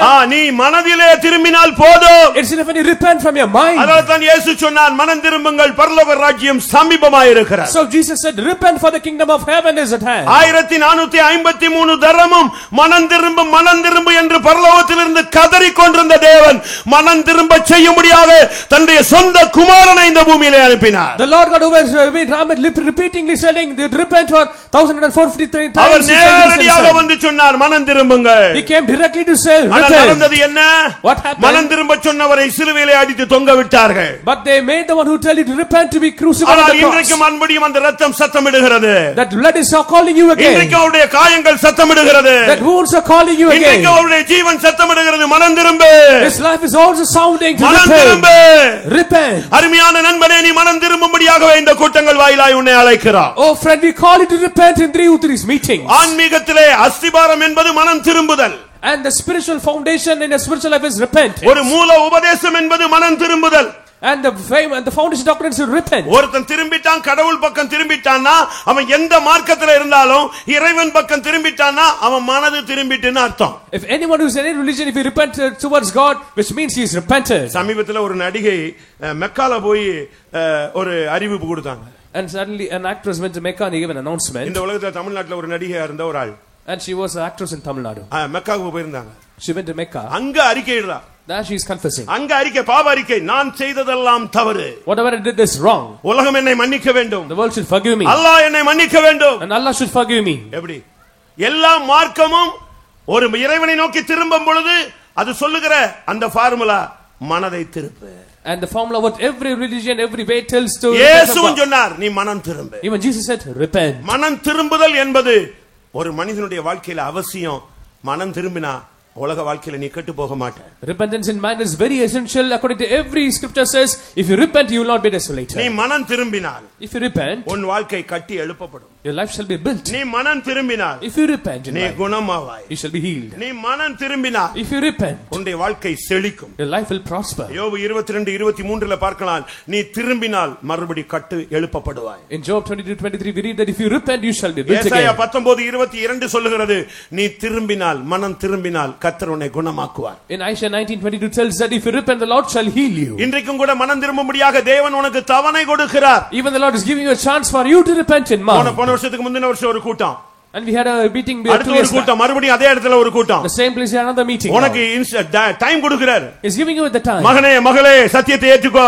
My daughter, my son, ரத்தத்தை நோக்கி பார். Look at my சிலுவையை நோக்கி பார். Look at my cross. உனக்கு மனம் திரும்பறதுக்கு கர்த்தர் டைம் கொடுத்திருக்கிறார். He's giving you time to repent. ஆனா உனக்கு விருப்பம் இல்ல. You have mind. வெளிப்படுத்தல் 2:21 அவன் மனம் திரும்பும்படியாக, அவள் மனம் திரும்பும்படியாக நான் அவளுக்கு தவணை கொடுத்தேன் கர்த்தர் சொல்றார். And in Revelation 2:20 tells that I gave her chance for her to repent. ஆனாலும் அவர்கள் தங்களுடைய கிரியைகளை விடவில்லை. But they have not left their deeds. இன்றைக்கு உன்னுடைய நிலவரம் என்ன? What is the situation? இன்றைக்கு கடைசியாக உனக்கு ஒரு அறிவிப்பு, மனம் திரும்ப. A final calling and final invitation for you to repent. மனம் திரும்புதல்னா என்ன? What is repentance? நீ போயிட்டு இருக்கிற பாதையில இருந்து அப்படியே யூ டர்ன் எடுக்கணும். Just taking a U-turn from the way where you're going. சைடுல எடுக்க கூடாது. Not in the right turn. மனம் திரும்புதல் எப்படி? மனம் திரும்புதல் என்பது என்னது? டைவர்ஷன் கிடையாது. டேக் டைவர்ஷன் கிடையாது. என்னது? அப்படி வளைஞ்சிட்டு அப்படி அட்ஜஸ்ட் பண்ணி போறது இல்ல. மனம் திரும்புதல்ங்கிறது என்னது? அப்படி you turn. And repentance is not just diverting your turns, it is just making டோட்டலா திரும்பிடணும். Totally you have to turn. நீ எந்த பாதையை நோக்கி போனாயோ அதில இருந்து அப்படியே தெய்வத்துக்கு பக்கமாய் நீ திரும்பணும். You have to go turn towards God from the way you are going. பாவத்தை நோக்கி போன நீ பரிசுத்தத்தை நோக்கி வரணும். You are going towards sin, you have to turn towards holiness. நரகத்தை நீ நோக்கி போன நீ பரலோகத்தை நோக்கி திரும்பி வரணும். If you are going towards sin, you have to turn towards heaven. தீமையை நோக்கி போன நீ நன்மையை நோக்கி வர வேண்டும். If you are going towards evil, you have to turn towards goodness. மனம் திரும்புதல்ங்கிறது ஒரு பெரிய விலையேற பெற்ற ஒரு வாழ்க்கை. It's a very precious life to repent. அந்த வாழ்க்கையை அனுபவிச்சு நீங்க பழகணும். You have to experience that and சரியான மனம் திரும்புதல் உன் வாழ்க்கையில வந்துருச்சுன்னு சொன்னா உன்னை எவனுமே அசைக்க முடியாது. If you have the right repentance in their life, no one can shake you. எந்த friend அசைக்க முடியாது. No friend can shake you. எந்த உலகம் அசைக்க முடியாது. No world can shake you. எந்த பிசாசு உன்னை அசைக்க முடியாது. No demon can shake you. சரியான நீ சிலுவையை பார்த்து ரட்சிப்பு மனம் திரும்புதல் பெற்றுட்டேனா உன்னை ஒருத்தனுமே டச் பண்ண முடியாது. If you have a genuine repentance, no one across can touch you. நான் அடிக்கடி பிரசங்கத்துல சொல்வேன். We tell you in there. Saint Augustine ஒருத்தர் இருக்காரு, நீங்க ஆர்சில இருக்கிறவங்க அதிகமா அறிஞ்சிருப்பீங்க. And Roman Catholics will know about Saint Augustine. அவன் ஒரு காலத்துல ஒரு பாவி. He was a sinner once. ஒரு காலத்துல விபச்சாரக்காரன். He was a fornicator. பல பெண்களோட அவனுக்கு உறவு தொடர்புகள் இருந்தது. He had many relations with many women. பிற்காலத்துல அவர் பெரிய பரிசுத்தவனா மாறிட்டார். Then he became a great saint in the later days. அவர் ரட்சிக்கப்பட்ட காலம். When he was saved. ரட்சிக்கப்பட்ட நாள்ல ஒரு நாள் அவர் ரோட்ல பஸ்ஸுக்காக நின்னுட்டு இருக்கார். And he was standing in the road to take a bus. இவரோட பழக்கமான ஒரு பெண் வந்துட்டா. One woman who was familiar to him came to him. Opposite சைடுல நிக்கிறா. She's in the opposite இவர் side. ரோட்ல இந்த சைடுல நிக்கிறார். He's in the other side. அவ அங்க இருந்து இங்க பாத்துட்டா. And she has saw him. அங்க இருந்து சவுண்ட் கொடுக்கறா. ஹே அகஸ்டின் அப்படினு கூப்பிடுறா. And she is calling Augustine. இவன் இப்படி பார்த்தா எப்பாடி மாட்டிட்டோம் போட்டுருக்கே வேட்ட இயேசுவே இதெல்லாம் வேண்டாம்னு சொல்லி தான் இயேசுவை ஏற்றுக்கிட்டு ரட்சிக்கப்பட்டேன். ஐயோ என்னை ரோட்ல பாத்துட்டாலேன்ட்டு இவன் எங்கேயோ அப்படி பார்த்துட்டு அப்படியே காது கேட்காது செவிட மாதிரி நின்னுக்கிட்டே இருக்கான். He's pretending as if he is not hearing that voice. ஜெபிச்சுக்கிட்டே இருக்கான். ஆண்டவரே போச்சே மாட்டிட்டேனே. He's asking, Lord, I've been அவ caught. திருப்பி கத்தி பார்த்தா ஒருவேளை உண்மையாவே அவன் கவனிக்கிற போடுறதுன்னு ரோட கிராஸ் பண்ணி வந்துட்டா. And she was calling, and now she crossed the road and came to him. பாவம் கூப்பிடாது, கைய வந்து பிடிக்க வரும். And sin just won't leave you calling, it will come and close your hands. நேரா வந்துட்டு அகஸ்டின் என்ன நான் கூப்பிடுறது உனக்கு கேட்கவே இல்லையா, என்னைய தெரியலையா அப்படின்னு அவ வந்து இன்ட்ரோ듀ce பண்ணா. And she came and introduced herself and tapped and telling, have you not known me, Augustine? இவன் அப்படியே திகைச்சு போய் நிக்கறான். Now he's in haste. என்னைய ஞாபகம் இல்லையா? Don't you remember me? நான் தான். It's me. நான் தான் அகஸ்டின். It's me, Augustine. அப்படின்னு சொன்னா. She introduced you. அவன் அப்படியே பித்து பிடிச்ச மாதிரி இருந்தான். டக்குன்னு ஒரு அபிஷேகம் வந்துச்சு. அவன் சொன்னான், நீதான், ஆனா நான் தான் நான் இல்ல, இப்போ அதான் பிரச்சனைன்னு சொன்னான். I get into the spirit and நீதான் இன்னும் விபச்சாரத்துல தான் இருக்கிற, இன்னும் நீ இயேசு அறியாம தான் இருக்கிற, நீ கீழ்ப்படியாம தான் இருக்கிற, நீதான், ஆனா நான் தான் நான் இல்ல. அவ சொன்னா வாட் என்ன புதுசா தத்துவம் பேசுறான், என்ன சொல்ற திருப்பி சொல்லு. நீதான், நான் அல்ல அப்படின்னா. You are you but I am not I. கொஞ்ச நாளா இவனை காணும்னு நினைச்சேன், மெண்டல் ஐட்டம் போட்டுருக்குன்னு சொன்னான். And she thought that he has become mad. அவன் சொன்னான், நான் அல்ல, நீதான், நான் அல்ல, கிறிஸ்து எனக்குள் இருக்கிறார். And you are yourself but I am not me. இதுதாங்க மனம் திரும்புதல். This is repentance in mind. ஒரு காலத்துல நான் அல்ல பாவம் என்று சொன்ன நீ உண்மையான மனம் திரும்புதல் என்று சொல்லும் பொழுது நான் அல்ல கிறிஸ்து என்று நீ சொல்ல வேண்டும். And you have to tell that it is not me but Christ after you have been repented from sin. அவன் அந்த பெண்ணை பார்த்து தெளிவா சொன்னான். And he said to the eyes, அழகா சொன்னான், நீதான், you are you, நான் தான் நான் அல்ல, but I am not me. அந்த பழைய நான் எனக்குள்ள இப்ப இல்ல. That old me is not now. அவ பார்த்தா ரைட், கொஞ்ச நாளா காணோம், எங்கேயோ போயிட்டான் போட்டுருக்கு, சர்ச்சுல போய் மெண்டல் ஆயிட்டான். ரைட் விட்டு நீ போன்னு சொல்லிட்டு போயிட்டான். ரைட் இவன் எஸ்கேப் ஆகி ஓடி போயிட்டான். அதுக்கு பின்பு தான் இவர் அகஸ்டின், செயின்ட் அகஸ்டினா மாறுறான். And then he became and transformed to Saint Augustine. அகஸ்டினாக மாற்றப்பட்டார். He became Saint வாழ்க்கையை Augustine. மாற்றக்கூடியவர் இயேசு. And Jesus can change your life. அதனுடைய முதல் பகுதி நீ மனம் திரும்ப வேண்டும். The first part is for you to repent. இன்னைக்கு நீ மனம் திரும்பிட்டீனா, if you repent today, உன் கோபுரம் மறுபடி கட்டி எழுப்பப்படும். your tower will be built today. இடிஞ்சு விழுந்துருச்சா, has it been fallen, நொறுங்கி போயிருச்சா, has it been crushed, இல்ல கட்டப்படாம நின்னுடுச்சா, or still being not உன் rebuilt? வாழ்க்கை எப்படி இருக்கு? How is your life? இன்னைக்கு இந்த கூட்டத்துல முதல் நாள் கூட்டத்துல நீ அழகா Dress பண்ணி ஒயிட்டோ இல்ல கலரோ எப்படியோ கலர்ஃபுல்லா வந்திருக்கறன்னு வெச்சுக்கங்க, வாழ்க்கை எப்படி இருக்கு? Whether you are in colorful way or in a white and white, how is your life? உன் ஃபியூச்சரை பத்தி உனக்கு என்ன நம்பிக்கை? What hope you have concerning your future? இந்த ஓட்டம் முடியும் போது நீ எங்க போவ? Where are you going to run in the course? அதனுடைய நிச்சயம் என்ன?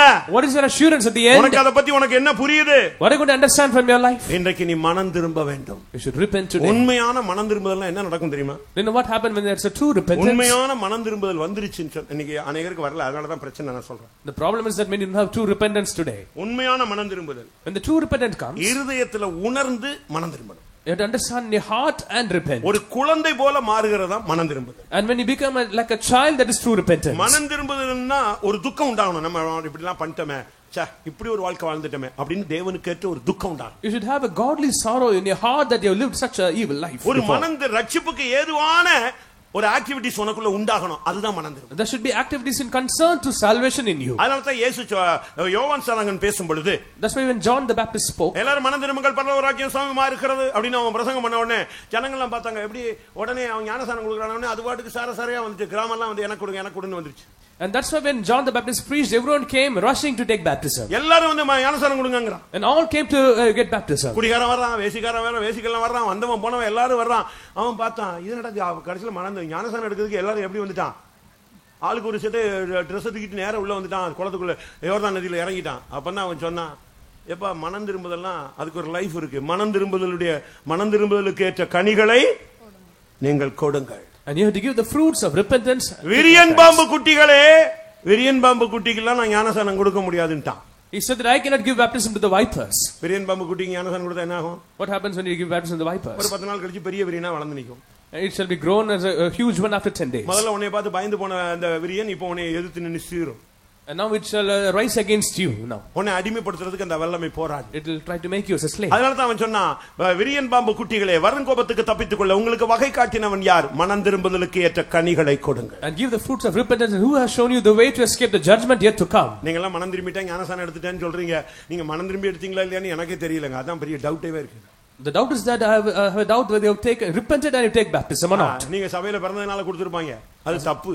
As because you are born in this church, you are given you மனம் baptism. திரும்புதலுக்கு பிறகு தான் ஞானஸ்நானமே கொடுக்கணும். Only after repentance you should be given baptism. மனம் திரும்புதல் உனக்குள்ள நடந்துச்சுனா If repentance happens, first உனக்கு ஒரு ஜாக்கிரதையான life உண்டாயிடும். first you'll have a life with care. இரண்டாவது இது தவறு இது சரி அப்படிங்கற ஒரு நிதானிப்பு உனக்குள்ள வரும். Next you'll have a discerning knowledge what is good and what is wrong. நான் சொல்றத நல்லா கவனிச்சுக்கங்க. Listen carefully. மனம் திரும்புதல் உனக்கு நடந்திருக்கா இல்லையான்னு இப்ப உடனே கிளியர் பண்ண வேணும். You have to examine and find and clear whether you have repentance or not. இந்த கல்யாணம் பண்ண வாழ வழி தெரியாதவனுக்கு கல்யாணம் கட்டி வச்சிருவாங்க.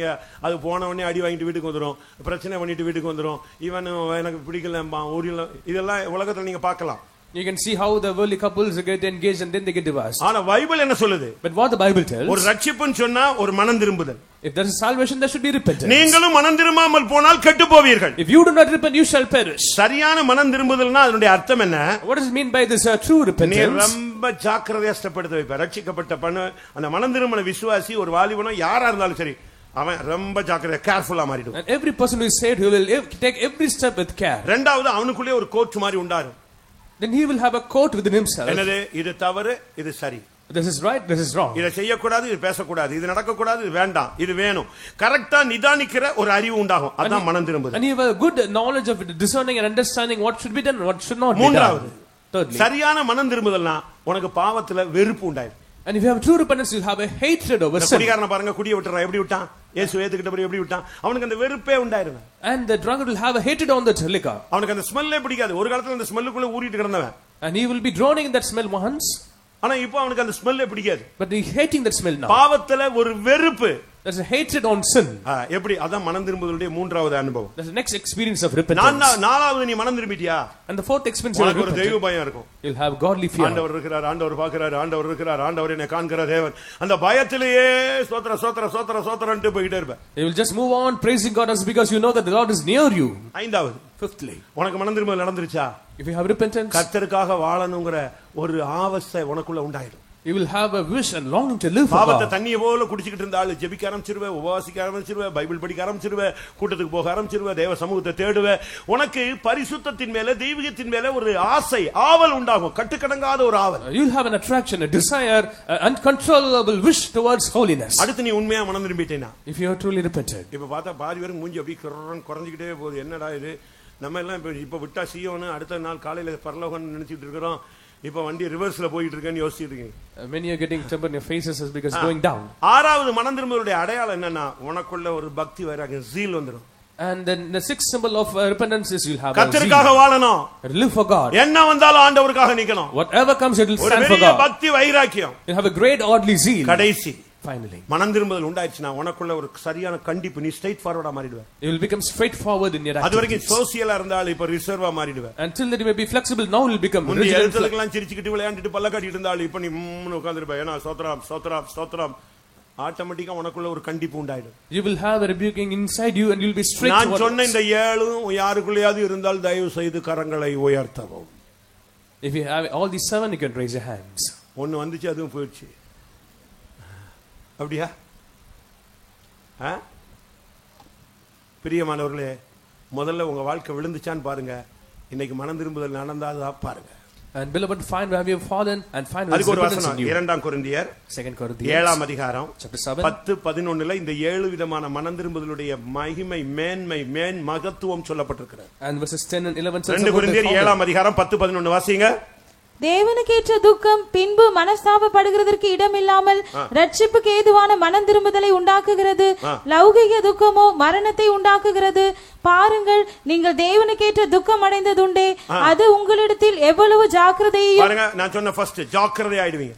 be careful. ரொம்ப கேர்ஃபுல்லா மாறிடுவீங்க. you become careful. இரண்டாவது, குற்றம் தீர எவ்வளவு நியாயம் சொல்லுதலையும். உங்களுக்குள்ளே ஒரு கோர்ட் நியாயம் சொல்லும். எவ்வளவு வெறுப்பையும். பாவத்தின் மேல உனக்கு ஒரு வெறுப்பு. எவ்வளவு பயத்தையும். தேவனுடைய சமூகத்தை குறித்த ஒரு பெரிய பயம். எவ்வளவு ஆவலையும். தெய்வீகமா வாழ்கிறதுக்கு ஒரு ஆசை. எவ்வளவு பக்தி வைராக்கியத்தையும். ஆண்டவருக்காக ஜீவனை கொடுக்கிறது கூட நீ ரெடி ஆயிடுவ. எவ்வளவு கண்டிப்பையும் உண்டாக்கிச்சு. உனக்குள்ளே ஒரு சரியான கண்டிப்பு உண்டாயிடும். there should be a strong இதுதாங்க உண்மையான மனம் திரும்புதல். this is true repentance. இதத்தான் இயேசு சொன்ன மனம் திரும்புதல். this is what Jesus have said. இதைத்தான் பவுலும் சொல்லுகிறார். this is what Saint Paul tells. மனம் திரும்புதல்னா சும்மா இயேசுவை ஏத்துக்கிட்டு வந்து சபையில சேர்ந்துக்கிட்டது அல்ல. It's not just coming to the church and accepting Jesus. ஒரு பாவம் இல்லாத ஒரு வாழ்க்கை வாழ்கிற ஒரு வாழ்க்கை தான் மனம் திரும்புதல். A life without sin is a life of repentance. ஒருவேளை நீ மனம் திரும்பி ஆரம்ப காலங்களிலே ஆண்டவரை ஏற்றுக்கொண்டிருக்கலாம். Perhaps you may have accepted the Lord by repenting truly. ஆனால் இன்றைக்கு சபைகளும் மனம் திரும்ப வேண்டும் என்று தேவ வேத வசனம் சொல்லுகிறது. But even the Bible tells for the churches to repent. இன்னைக்கு எத்தனையோ சபைகளுக்குள்ளே மனம் திரும்புதல் இல்லை. Today many churches have lost repentance in them. ஆனால் கர்த்தர் நீ மனம் திரும்பும்படியாக விரும்புகிறார். But the Lord wishes you to repent. இன்னொரு கோபுரத்தை டைமுக்கு சொல்றேன். We tell another one. ஆதியாகமம் 11ஆம் அதிகாரத்தை பார்க்கும் பொழுது in Genesis chapter 11 அங்கே பாபேல் கோபுரம் என்கிற ஒரு கோபுரத்தை பார்க்கிறோம். There we see about the Tower of Babel. Babel என்று சொன்னால் when you tell about பாபிலோனுடைய இன்னொரு பேர் தான் Babel. It's another name for Babylon. பாபிலோன்னா என்ன அர்த்தம்? What Babylon means? குழப்பம்னு அர்த்தம். The place confusion. தாறுமாறுன்னு அர்த்தம். And பெருமைன்னு அர்த்தம். Pride. பாழாய் போன வாழ்க்கைன்னு அர்த்தம். A life in desolation. நாகரிகம்னு அர்த்தம். And life of tradition. அருவருப்புன்னு அர்த்தம். Abomination. பேய்களுடைய வீடுன்னு அர்த்தம். The house of devils. எப்படி இப்படி ஒரு கோபுரத்தை மனுஷன் கட்டிட்டு இருந்தான். Man was building such a tower. ஆதியாகமம் 11ஆம் அதிகாரம் 4 5 அந்த 9ஆம் வசனம் வரைக்கும் நீங்க வீட்ல போய் படிச்சு பாருங்க. அவன் ஒரு கோபுரத்தை கட்டிட்டே போறான். மனுஷன் எல்லாரும் சேர்ந்து மொத்தமா கட்டறான். வானத்தை தொட வேண்டும். And man are building this tower that is to reach heaven in Genesis 11:4. இன்றைக்கு உன்னுடைய வாழ்க்கையை நீ எப்படி கட்டி எழுப்பி கொண்டிருக்கிறாய்? And how are you building your life today? நாகரிகத்துல கட்டி கொண்டிருக்கியா? Or are you building with tradition? குழப்பத்துல கட்டிக்கிட்டு இருக்கறியா? Are you building in confusion? தாறுமாறாய் உன்னுடைய வாழ்க்கை போய் கொண்டிருக்கிறதா? Is it going disorderly far? பாவத்தினால் கட்டப்பட்டு கொண்டிருக்கிறதா? Are you building with sin? பேய்களுடைய வீடாய் மாறி கொண்டிருக்கிறதா? Is it building with house of devils? உன்னுடைய கோபுரத்தை நீ எப்படி கட்டற? How are you building your tower? அங்க அவங்க வாடு கட்டிட்டே போறான். Is keeping on building it. நீ இத எப்படியாவது வானத்தை தொட்டறணும்னு ட்ரை பண்ணா. Someone should touch the heaven. அப்பதான் ஆண்டவர் சொன்னார் இவன் பவர போக பார்த்தா சரி கிடையாது. This way what he goes is not right. அவன் இஷ்டத்துக்கு வாழ்க்கையை கோபுரத்தை கட்டிட்டு இருக்கான். Is building his tower according to his. கர்த்தர் இறங்கி வந்து அதை நிறுத்தினார். The Lord came and stopped it. அருமையான நண்பனே, dear friend, அருமையான தேவனுடைய பிள்ளையே, dear child of God, அருமையான சகோதரனே சகோதரியே, dear brother and sister, இஷ்டத்துக்கு உன்னுடைய வாழ்க்கையை மனம் போன போக்கில நீ கட்டி கொண்டிருக்கிறாய். இன்றைக்கு அந்த தாறுமாறான வாழ்க்கையை நிறுத்தும்படியாக தேவன் விரும்புகிறார். The Lord wishes to stop your life which is bringing on disorderliness. போதும். It's enough. உன்னுடைய இஷ்டப்படி நீ வாழ்க்கை வாழ்ந்தது போதும். It's enough that you wished as you. இன்னைக்கு அதை நிறுத்து. Stop it now. நீ அதை விட்டு உன்னுடைய வாழ்க்கையை தெய்வீகத்துக்கு கொண்டு வா. And come and bring your life towards divinity. ஆமென். பெருமையில இருந்து வெளியே வா. Come out of pride. நாகரிகத்தை விட்டு வெளியே வா. Come out of tradition. பாழாய் போன வாழ்க்கையை விட்டு வெளியே வா. Come out of the life of desolation. அருவருப்புகளுடைய தன்மையை விட்டு வெளியே வா. Come with all abomination nature. பேய்களுடைய பிடியிலிருந்து வெளியே வா. Come out of all the characteristics of the devil. இன்றைக்கு உன்னுடைய வாழ்க்கையை கர்த்தர் தாறுமாறான வாழ்க்கையை நிறுத்த விரும்புகிறார். The Lord wishes to stop your life of disorderliness. முதலாவது கோபுரம் இடிந்து விழுந்த ஒரு வாழ்க்கை. A life where the tower fell. இரண்டாவது வாழ்க்கை உன் இஷ்டப்படி உள்ள வாழ்க்கை. The second life is as you wish. ஆனால் தேவன் இன்றைக்கு அதை நிறுத்த விரும்புகிறார். But God wants to stop it now. இதுவரைக்கும் உனக்கு தவணை கொடுக்கப்பட்டது. Until now he is giving you chance. இதுவரை நீ உன் இஷ்டப்படி வாழும்படியாக தேவன் மௌனமாய் இருந்தார். He was silent as you lived as you wish. நான் வெகு காலம் மௌனமாய் இருந்தேன். I was silent for many years. இனிமேல் நான் மௌனமாய் இருப்பதில்லை. But I won't be silent anymore. ஒவ்வொன்றாய் உன் கண் முன்னே கொண்டு வந்து நிறுத்துவேன். I will make you to stand before my sight. இதுதான் தேவன் சொல்லுகிற வார்த்தை. This is what the Lord says. அருமையான தேவனுடைய பிள்ளையே, dear child of God, இஷ்டத்துக்கு உன்னுடைய வாழ்க்கையை கட்டி கொண்டு போகாதே. Don't bring your life as you wish. ஒரு மனம் திரும்புதலுக்குள்ளே உன்னுடைய வாழ்க்கையை கொண்டு வா.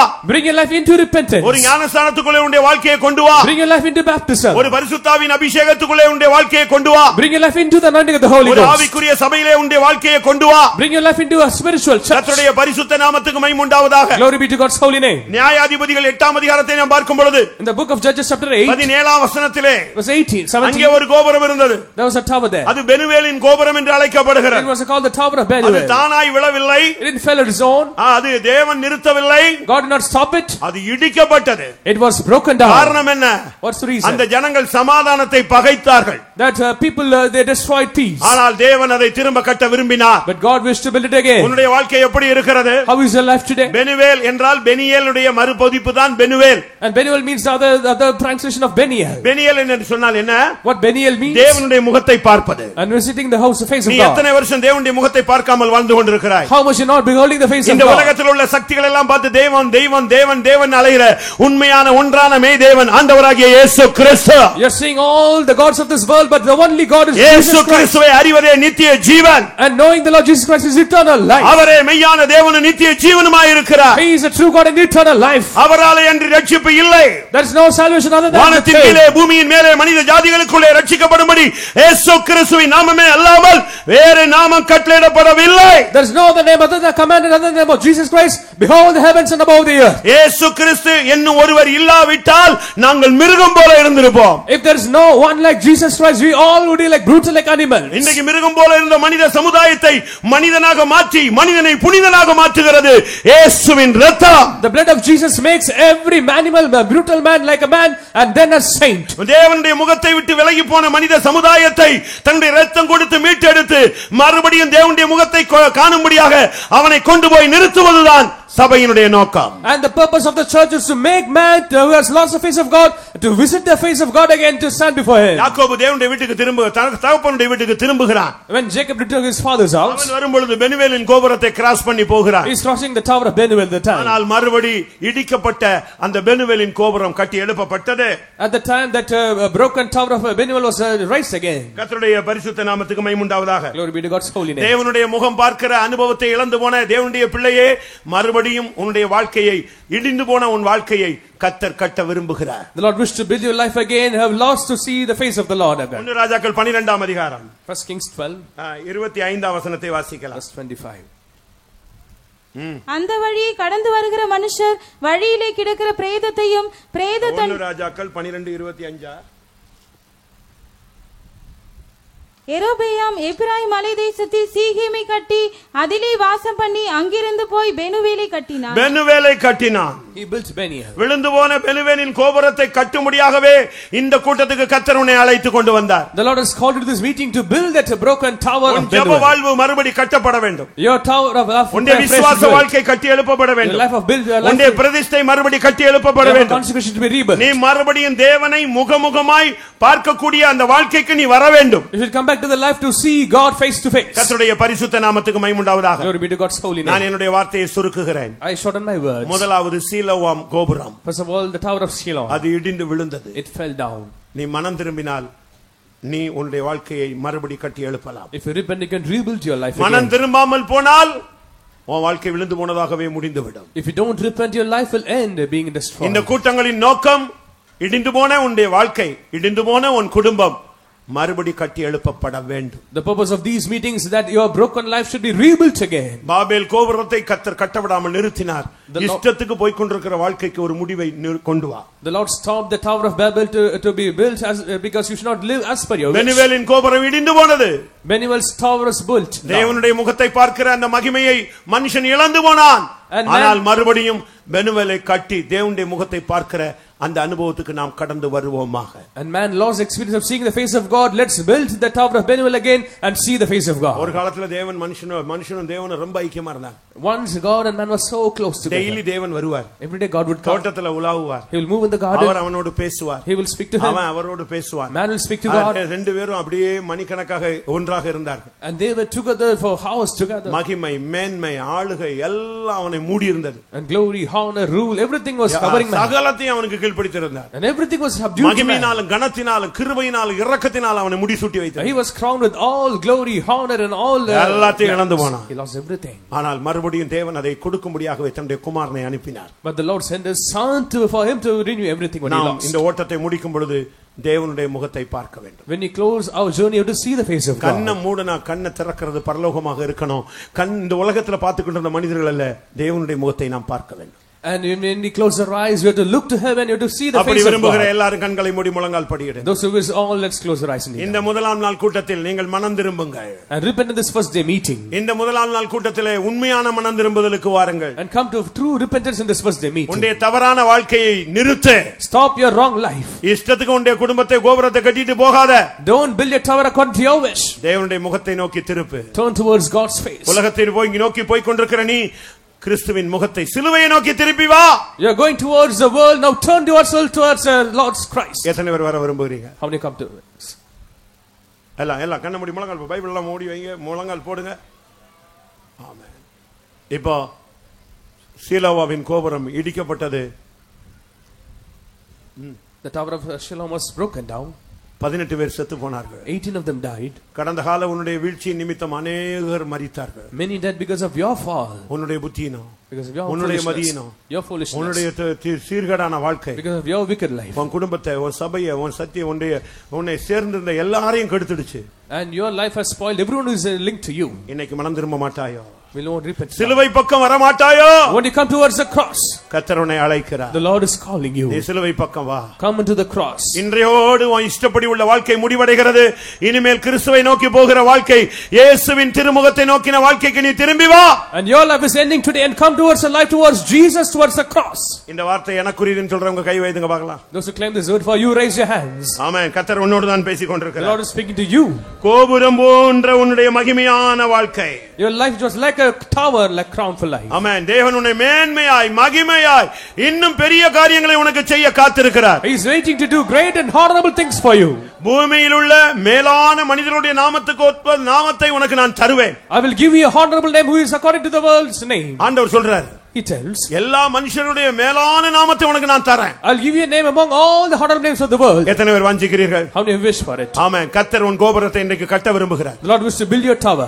வாழ்க்கை இடிஞ்சு போயிருச்சா? Has the life been கிருபை built? இடிஞ்சு போயிருச்சா? Has the grace விசுவாசம் broken? நஷ்டப்பட்டுருச்சா? Is faith broken? பிரதிஷ்டை நஷ்டப்பட்டுருச்சா? Is the consecration broken? உன்னுடைய பரிசுத்தம் நஷ்டப்பட்டுருச்சா? Is the holiness உன் broken? பேர் கெட்டு போச்சா? Is the name broken? உன் குடும்பமே கெட்டு போச்சா? Is the family உன் broken? புருஷன் கெட்டு போயிட்டானா? Is your உன் மனைவி கெட்டு போயிட்டாளா? Is the wife desolated? உன் பிள்ளைகள் கெட்டு Are போயிட்டாங்களா? the children trodden?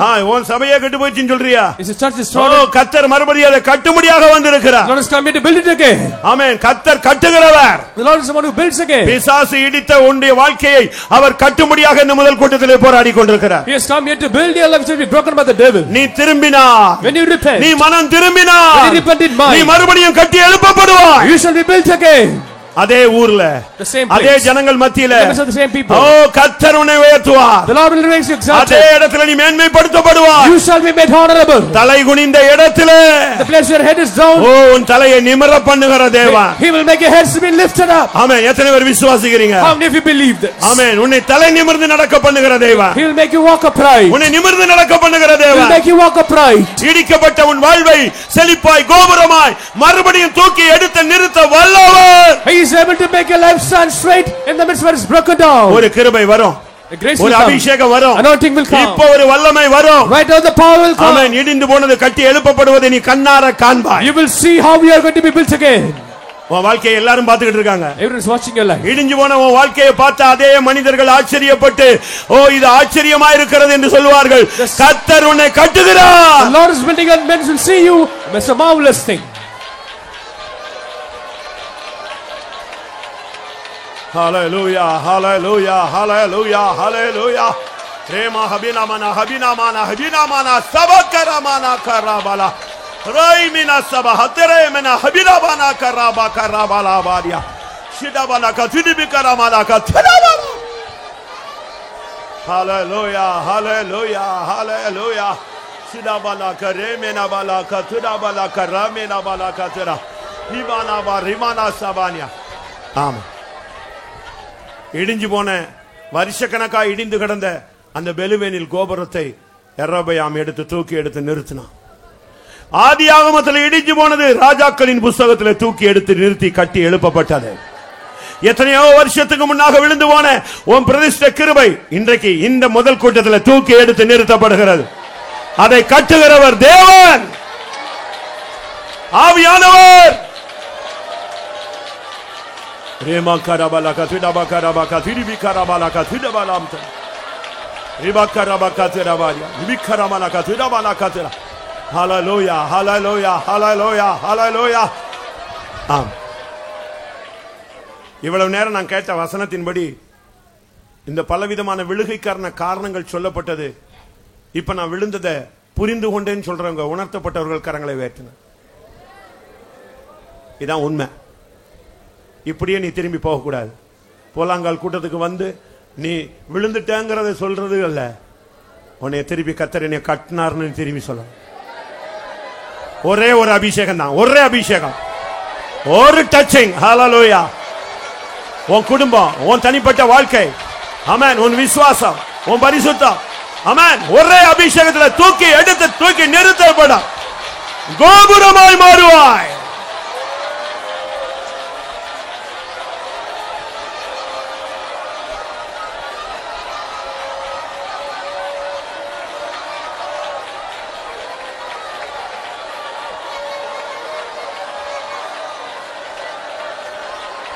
ஹalleluya ஹalleluya ஹalleluya ஹalleluya ஹalleluya. ஆம், ஒருவேளை பிசாசு ஒன்றை சொல்லுவான், உன் வாழ்க்கை கொஞ்சம் இடியலங்க, அஸ்திபாரமே ஆடி போயிருச்சுன்னு சொல்லுவான். ஆனா கர்த்தர் பூமிக்கே அஸ்திபாரம் போட்டவர். இன்னைக்கு கண்மலையில உனக்கு அஸ்திபாரம் போட போகிறார். எவ்வளவு மோசமா இருந்தாலும் கிருபை இன்றைக்கு வருமானால், ஒரு அபிஷேகம் வருமானால், ஓ மறுபடியும் நீ கட்டி எழுப்பப்படுவாய்.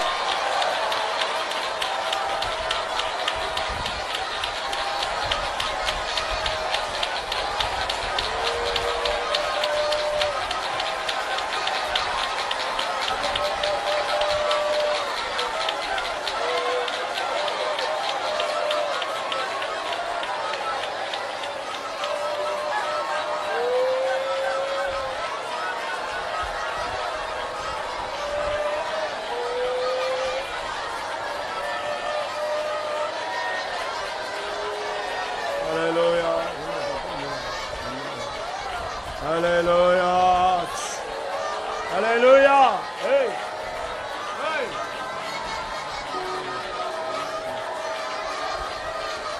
Hallelujah. Hallelujah. ஆமா, இன்னைக்கு கர்த்தர் உனக்காக கரத்தை நீட்டுகிறார். விழுந்து போன தேவ தூதர்களுக்கு அவர் கை கொடுக்காமல் ஆபிரகாமின் சந்ததிக்கு கை கொடுக்கிற தேவன். இன்னைக்கு இந்த கூட்டத்துக்கு நீ வந்தபடினால் இந்த சத்தத்தை கேட்டுக் கொண்டிருக்கிற உன் விழுந்து போன குடும்பத்தை, விழுந்து போன வாழ்க்கையை, விழுந்து போன உன்னுடைய ஆசீர்வாதங்களை கர்த்தர் தூக்கி எடுத்து நிறுத்துகிறவர். ஆமென். கோபுரமாய் மாற்றுகிறவர், ஏழைக்கு கரம் தந்து தூக்கி விடுகிறவர்,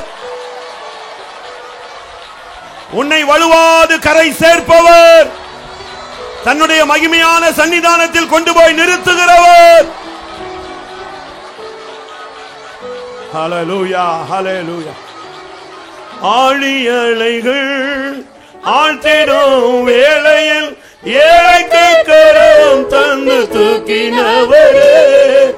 ஆழியலைகள் ஆழ்த்திடும் வேளையில் ஏழைக்கு கரம் தந்து தூக்கினவரே. பல்லவர் வலுவாது என்னை கரை சேர்ப்பாரே.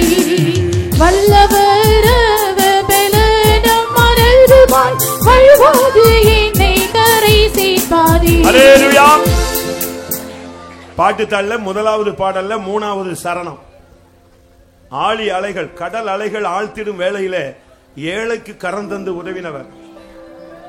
அவர் வலுவாது என்னை கரை சேர்ப்பார். கர்த்தர் உன்னை தூக்கி எடுத்து முதல் கூட்டத்திலேயே உனக்கு டாப் கியர் தான். முதல் கூட்டத்திலேயே உன்னை கோபுரத்தில் கொண்டு வந்து நிறுத்தி அழகு பார்க்கிற தேவன். ஆலியலைகள் ஆழ்த்திடும் வேளையில் ஏழைக்கு கரம் தந்து தூக்கினவரே. ஆலியலைகள் ஆழ்த்திடும் வேளையில் ஏழைக்கு கரம் தந்து தூக்கினவரே. வல்லவர் பெலனம் மறந்துமாய் வழுவாது என்னை கரை சேர்ப்பாரே. வல்லவர் பெலனம் மறந்துமாய் வழுவாது என்னை கரை சேர்ப்பாரே. ஆலியலைகள் ஆழ்த்திடும் வேளையில் ஏழைக்கு கரம் தந்து தூக்கினவரே. ஆலியலைகள் ஆழ்த்திடும் வேளையில் ஏழைக்கு கரம் தந்து தூக்கினவரே. வல்லவர் பெலனம் மறந்துமாய் வழுவாது என்னை கரை சேர்ப்பாரே. வல்லவர் பெலனம் மறந்துமாய் வழுவாது என்னை. ஹalleluya. ஆமென். தெரிந்தோ தெரியாமலோ, அறிந்தோ அறியாமலோ, புரிந்தோ புரியாமலோ, நீ உலகம் என்கிற மணலிலே உன் அஸ்திவாரத்தை போட்டு விட்டாய். பெருவெள்ளம் வந்தது, பெருமழை விழுந்தது, பெருகாற்று வீசினது, பெருவெள்ளம் வந்தது, உன் வாழ்க்கையே விழுந்து போயிடுச்சு. ஆனா இந்த கூட்டத்தில் உனக்கு நீ அழிந்து போகாமல் உயிரோடு உன்னை காத்த தேவன் இன்னைக்கு கண்மலையில உன்னை கட்ட விரும்புகிறார். எத்தனை அலைகள் வந்தாலும் உனக்கு இன்னைக்கு கர்த்தர் கரம் கொடுக்கிறார். உன்னை வலுவாமல் நிறுத்த வல்லவர். அலைகள் ஆழ்த்திடும் வேளையில் தந்து தூக்கினவரே அபிஷேகம். ஆமென். தந்து தூக்கினவரே வல்லவராக பெலனும் மறைவாய் அழுவாது என்னை கரை சேர்ப்பாதே. வல்லவராக பெலனும் மறைவாய் அழுவாது என்னை கரை சேர்ப்பாதே. ஆலையடிகள் ஆற்றிடும் வேளையில் எனக்கு குரு தந்து தூக்கினவரே. ஆலையடிகள் ஆற்றிடும் வேளையில் எனக்கு குரு தந்து தூக்கினவரே. வல்லவராக பெலனும் மறைவாய் அழுவாது என்னை கரை சேர்ப்பாரே. வல்லவராக பெலனும் மறைவாய் அழுவாது என்னை கரை சேர்ப்பாரே. வல்லவராக பெலனும் மறைவாய் அழுவாது என்னை கரை சேர்ப்பாரே.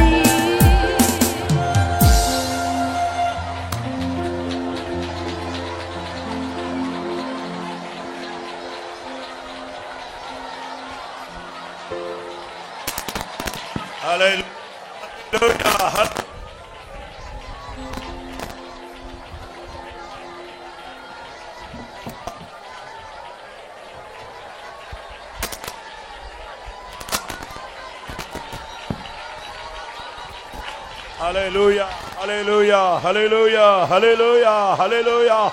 Amen, amen, amen. ஆமா. எனக்கு இந்த கூட்டத்தை முடிக்கிறதுக்கு டைம் தாண்டிடுச்சு. ஆனாலும் நம்ம ஒரு நிமிஷம் டைம் தரேன். உன்னைய கோபுரமாய் கட்டுறதுக்கு அவர் இப்ப இறங்கி உன்னை டச் பண்ணிருந்த போது அவர் தொட்டு ஆசீர்வதிச்சிட்டார்னா இனிமேல் நீ திரும்பி போன பின்பு உன் வாழ்க்கை கோபுரமாய் மாறும். நீ கீழாகாமல் மேலாவாய், நீ வாளாகாமல் தலையாவாய். ஹல்லேலூயா, ஹல்லேலூயா.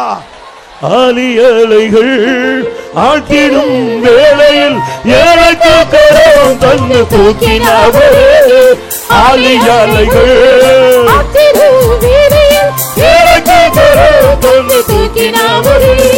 வல்லவராக பெலனும் மறைவாய் அழுவாது என்னை கரை சேர்ப்பாரே. ஆமென். வல்லவராக பெலனும் மறைவாய் அழுவாது என்னை கரை சேர்ப்பாரே. ஆலையடிகள் தந்து தூக்கினவரே. அலைகள் ஆற்றிடும் வேளையில் எனக்கு தந்து தூக்கினவரே. வல்லவராக பெலனும் மறைவாய் அழுவாது என்னை கரை சேர்ப்பாரே. வல்லவராக பெலனும் மறைவாய் அழுவாது என்னை கரை சேர்ப்பாரே. வல்லவராக பெலனும் மறைவாய் அழுவாது என்னை கரை சேர்ப்பாரே. ஹல்லேலூயா. விழுந்து போன கோபுரத்தை கட்டக்கூடிய தேவனாய் இந்த முதல் கூட்டத்திலே அவர் வெளிப்பட்டார். அதற்காய் ஸ்தோத்திரம் பண்ணுவோம். மனித வாழ்வை கோபுரமாய் மாற்றுகிற தெய்வம் இயேசு. அதற்காய் ஸ்தோத்திரம் பண்ணுவோம். வாழ்க்கையை ஆசீர்வதித்து செழிப்பாக்குகிறவர் நம்முடைய இயேசு. அதற்காய் ஸ்தோத்திரம் பண்ணுவோம். நீ எல்லாவற்றிலும் வாழ்ந்து சுகமாயிரு என்று சொன்னவர் ஆண்டவராகிய இயேசு கிறிஸ்து. அதற்காய் ஸ்தோத்திரம் பண்ணுவோம். எல்லாரும் அப்படி முழங்காலே இருங்க. இப்பொழுது ஒரு குழந்தை பிரதிஷ்டை நடைபெறும். அந்த குழந்தையினுடைய தந்தை பெயர் தர்மராஜன். அவர் ஃபாரின்ல இருக்கிறாரு. தாய் சுகிர்தாராணி. இப்பொழுது குழந்தைக்கு பெயர் சூட்டப்படும். எல்லாரும் ஜெபத்தில் இருங்க.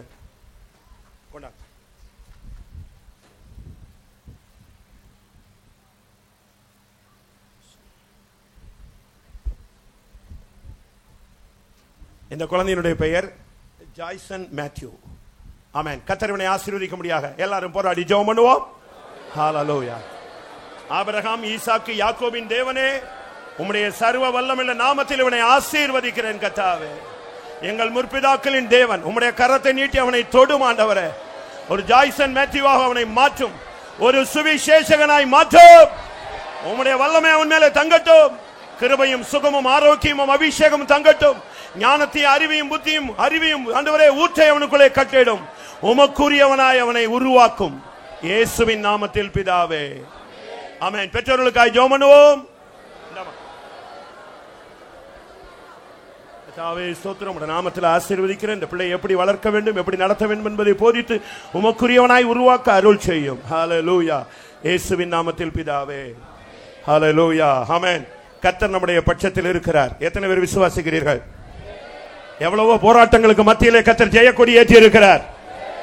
ஆமென். உன்னுடைய வாழ்க்கை விழுந்து போனதை தூக்கி எடுத்து கட்டுகிறது மாத்திரமல்ல, கோபுரமாய் கட்டுகிற தேவன். ஆலியலைகள் ஆட்டிடும் வேளையில் ஏழைக்கு கரம் தந்து தூக்கினவரே. ஆலியலைகள் அபிஷேகம், கோபுரத்தின் அபிஷேகம். என்னை கரை சேர்ப்பாரே, வல்லவர் மறைந்துமாய் வருவாது என்னை கரை சேர்ப்பாரே. ஆலையானைகள் தூக்கினாவதே, ஆலையானைகள் வேளையில் எனக்கு தூக்கினாவதே. வல்லவர் மறைந்துமாய் வருவாது என்னை கரை சேர்ப்பாரே, வல்லவர் மறைந்துமாய் வருவாது என்னை கரை சேர்ப்பாரே. அல்லேலூயா. எங்கள் அதிகமாக நேசிக்கிறதான நல்ல தாப்பனே, நாங்களும் நன்றியோடு துதிக்கிறோம், ஸ்தோத்திரிக்கிறோம். இந்த போலாங்கல் தேசத்தையும் நீர் ஆசீர்வதித்து ஆண்டவரே ஸ்தோத்திரம், நீர் ஆயத்தமினதான இந்த சுவிசேஷ கூட்டங்களுக்காக நன்றியோடு துதிக்கிறோம், ஸ்தோத்திரிக்கிறோம். இந்த இடத்துல கூடி வந்தான நேரம் முதல் இந்த நேரம் வரைக்கும் தேவன் எங்களோடு இடப்பட்டு கதாவே ஸ்தோத்திரிக்கிறோம், மகிமையான கிரியைகள் நடப்பித்துக் கொண்டிருக்கிறபடியால் நன்றியோடு துதிக்கிறோம், ஸ்தோத்திரிக்கிறோம். சாமி, நீர் எங்களோடு பேசியதான நல்ல வார்த்தைகளுக்காக துதிக்கிறோம், ஸ்தோத்திரிக்கிறோம். எங்களை ஜீவனை கதாவே மறுபடியும் உயிர்ப்பித்தீர் ஆண்டவரே. எந்த மனுஷனை பிரகாசிப்பிக்கிறதான ஒளியா இந்த தேசத்தினை கடந்து வந்திருக்கிறபடியா நன்றியோடு துதிக்கிறோம், ஸ்தோத்திரிக்கிறோம். அப்பா கதாவே ஸ்தோத்திரம், எங்களுடைய ஜீவித்தில் கதாவே கோபுரமாய் உன்னதமான வாழ்க்கையை வாழும்படிக்கு எங்களை சிருஷ்டித்தீர் ஆண்டவரே. ஸ்தோத்திரம். நிர்பாகியவசா கதாவே மனிதன் விழுந்து போன போது ஆண்டவரே ஸ்தோத்திரம் ஸ்தோத்திரம் மீட்டெடுக்கும்படிக்கு கல்வாரி மறுபடியும் திரும்ப வந்து கதாவே ரத்தத்தை ஊற்றி எங்களை மீட்டுக் கொண்டிருக்கிறபடியா நன்றியோடு துதிக்கிறோம், ஸ்தோத்திரிக்கிறோம். தாவே ஆழமான சத்தியங்களை அறிந்து கொள்ளும்படிக்கு தேவரே எங்கள் பாராட்டுதான் கிருபைக்காக ஸ்தோத்திரிக்கிறோம். இந்த சாயங்கால வேளையிலும் ஆண்டவரே நீங்க என்ன நிலவரத்திலிருந்து விழுந்தோம் என்று ஆராய்ந்து பார்த்து நிதான திறந்து மனித நெருங்கி சேரும்படிக்கு திரும்பமாய் கதாவே மீட்டெடுக்கப்பட கத்தனை கிருபிச்சபடியா துதிக்கிறோம், ஸ்தோத்திரிக்கிறோம். எங்களுடைய பலனிலிருந்து மகிமையிலிருந்து கதாவே விசுவாசம் உறுதியிலிருந்து பக்தியிலிருந்து சாத்தான் விளத்தலும்படிக்கு எத்தனையோ தடவை பிரயாசப்பட்டு எங்களை விளத்தலினான் ஆண்டவரோ. கதாவே நீரோ எங்களோடு இருந்து கதாவே ஸ்தோத்திரம் எங்களை தாங்கி நடத்தின சக்தியாய் கதாவே எங்களை மீட்டுக் கொண்டுபடியா நன்றியோடு துதிக்கிறோம், ஸ்தோத்திரிக்கிறோம். கதாவே இயேசுவின் நாமமே அல்லாமல் கதா வேறு நாமம் ரட்சிக்கப்படுவதற்கு கட்டளையிடப்படவில்லை ஆண்டவரே. அந்த நாமத்தை ரட்சிக்கப்படும்படிக்கு கதா தயபாரத்துக்கு துதிக்கிறோம், ஸ்தோத்திரிக்கிறோம். ஒரு விஷயம் கூட கதாவின் இடத்திலே மனம் திரும்பும்படிக்கு தேவரே எங்களுக்கு தந்து கிருபிக்கா துதிக்கிறோம், ஸ்தோத்திரிக்கிறோம். எங்களை ஆராய்ந்து பார்த்து கொண்டு கதாவே சுதனம் பாவத்தையும் எருப்பையும் கதா பரிசுத்த வாழ்க்கை மேல் ஆவடையும் கதாவை பற்றி கொண்டு கதாவே ஜாக்கிரதையோடு எங்கள் ஜீவித்த கிரியை நடப்பிக்க கத்தர் கிருபிச்சு முடியாது ஜெபிக்கிறோம். ஆண்டவரே ஸ்தோத்திரம். தொடர்ந்து நடக்கிறதான கூட்டங்களை தேவன் பொறுப்படுத்த ஆசிரியர் ஜெபிக்கிறோம். ஆண்டவரே ஸ்தோத்திரம். மனித வாழ்க்கை பெணுவேலாய் முகத்தை தரிசிக்கத்தக்கதாய் ஆண்டவரை சிருஷ்டித்திருக்கிறீர் ஆண்டவரை திரும்பமாய் கட்டுவேன் சொன்னதான தேவன். தாவீதின் கூடாரத்தை எடுத்து நிறுத்துவேன் சொன்னதான தேவன். நீர் அப்படியே செய்திருக்கிறபடியா நன்றியோடு துதிக்கிறோம், ஸ்தோத்திரிக்கிறோம். தொடர்ந்து நம்முடைய மகிமையா நிரப்பும் காத்துக்களும் ஆசீர்வாதம் அறிவிக்க ஆயத்தப்படுத்தும் துதி கனமகிமை நமக்கே செலுத்துகிறோம் இயேசுவின் நாமத்தில் பிதாவே, ஆமென். நம்முடைய கர்த்தராகிய இயேசு கிறிஸ்துவின் கிருபையும் பிதாவாகிய தேவனுடைய அன்பும் பரிசுத்த ஆவியின் ஐக்கியமும் நம்முடைய சகல பரிசுத்தவான்களும் கர்த்தராகிய இயேசு மகிமையிலே வெளிப்பட மட்டும் கூட இருப்பதாக. ஹல்லேலூயா, ஹல்லேலூயா, ஹல்லேலூயா.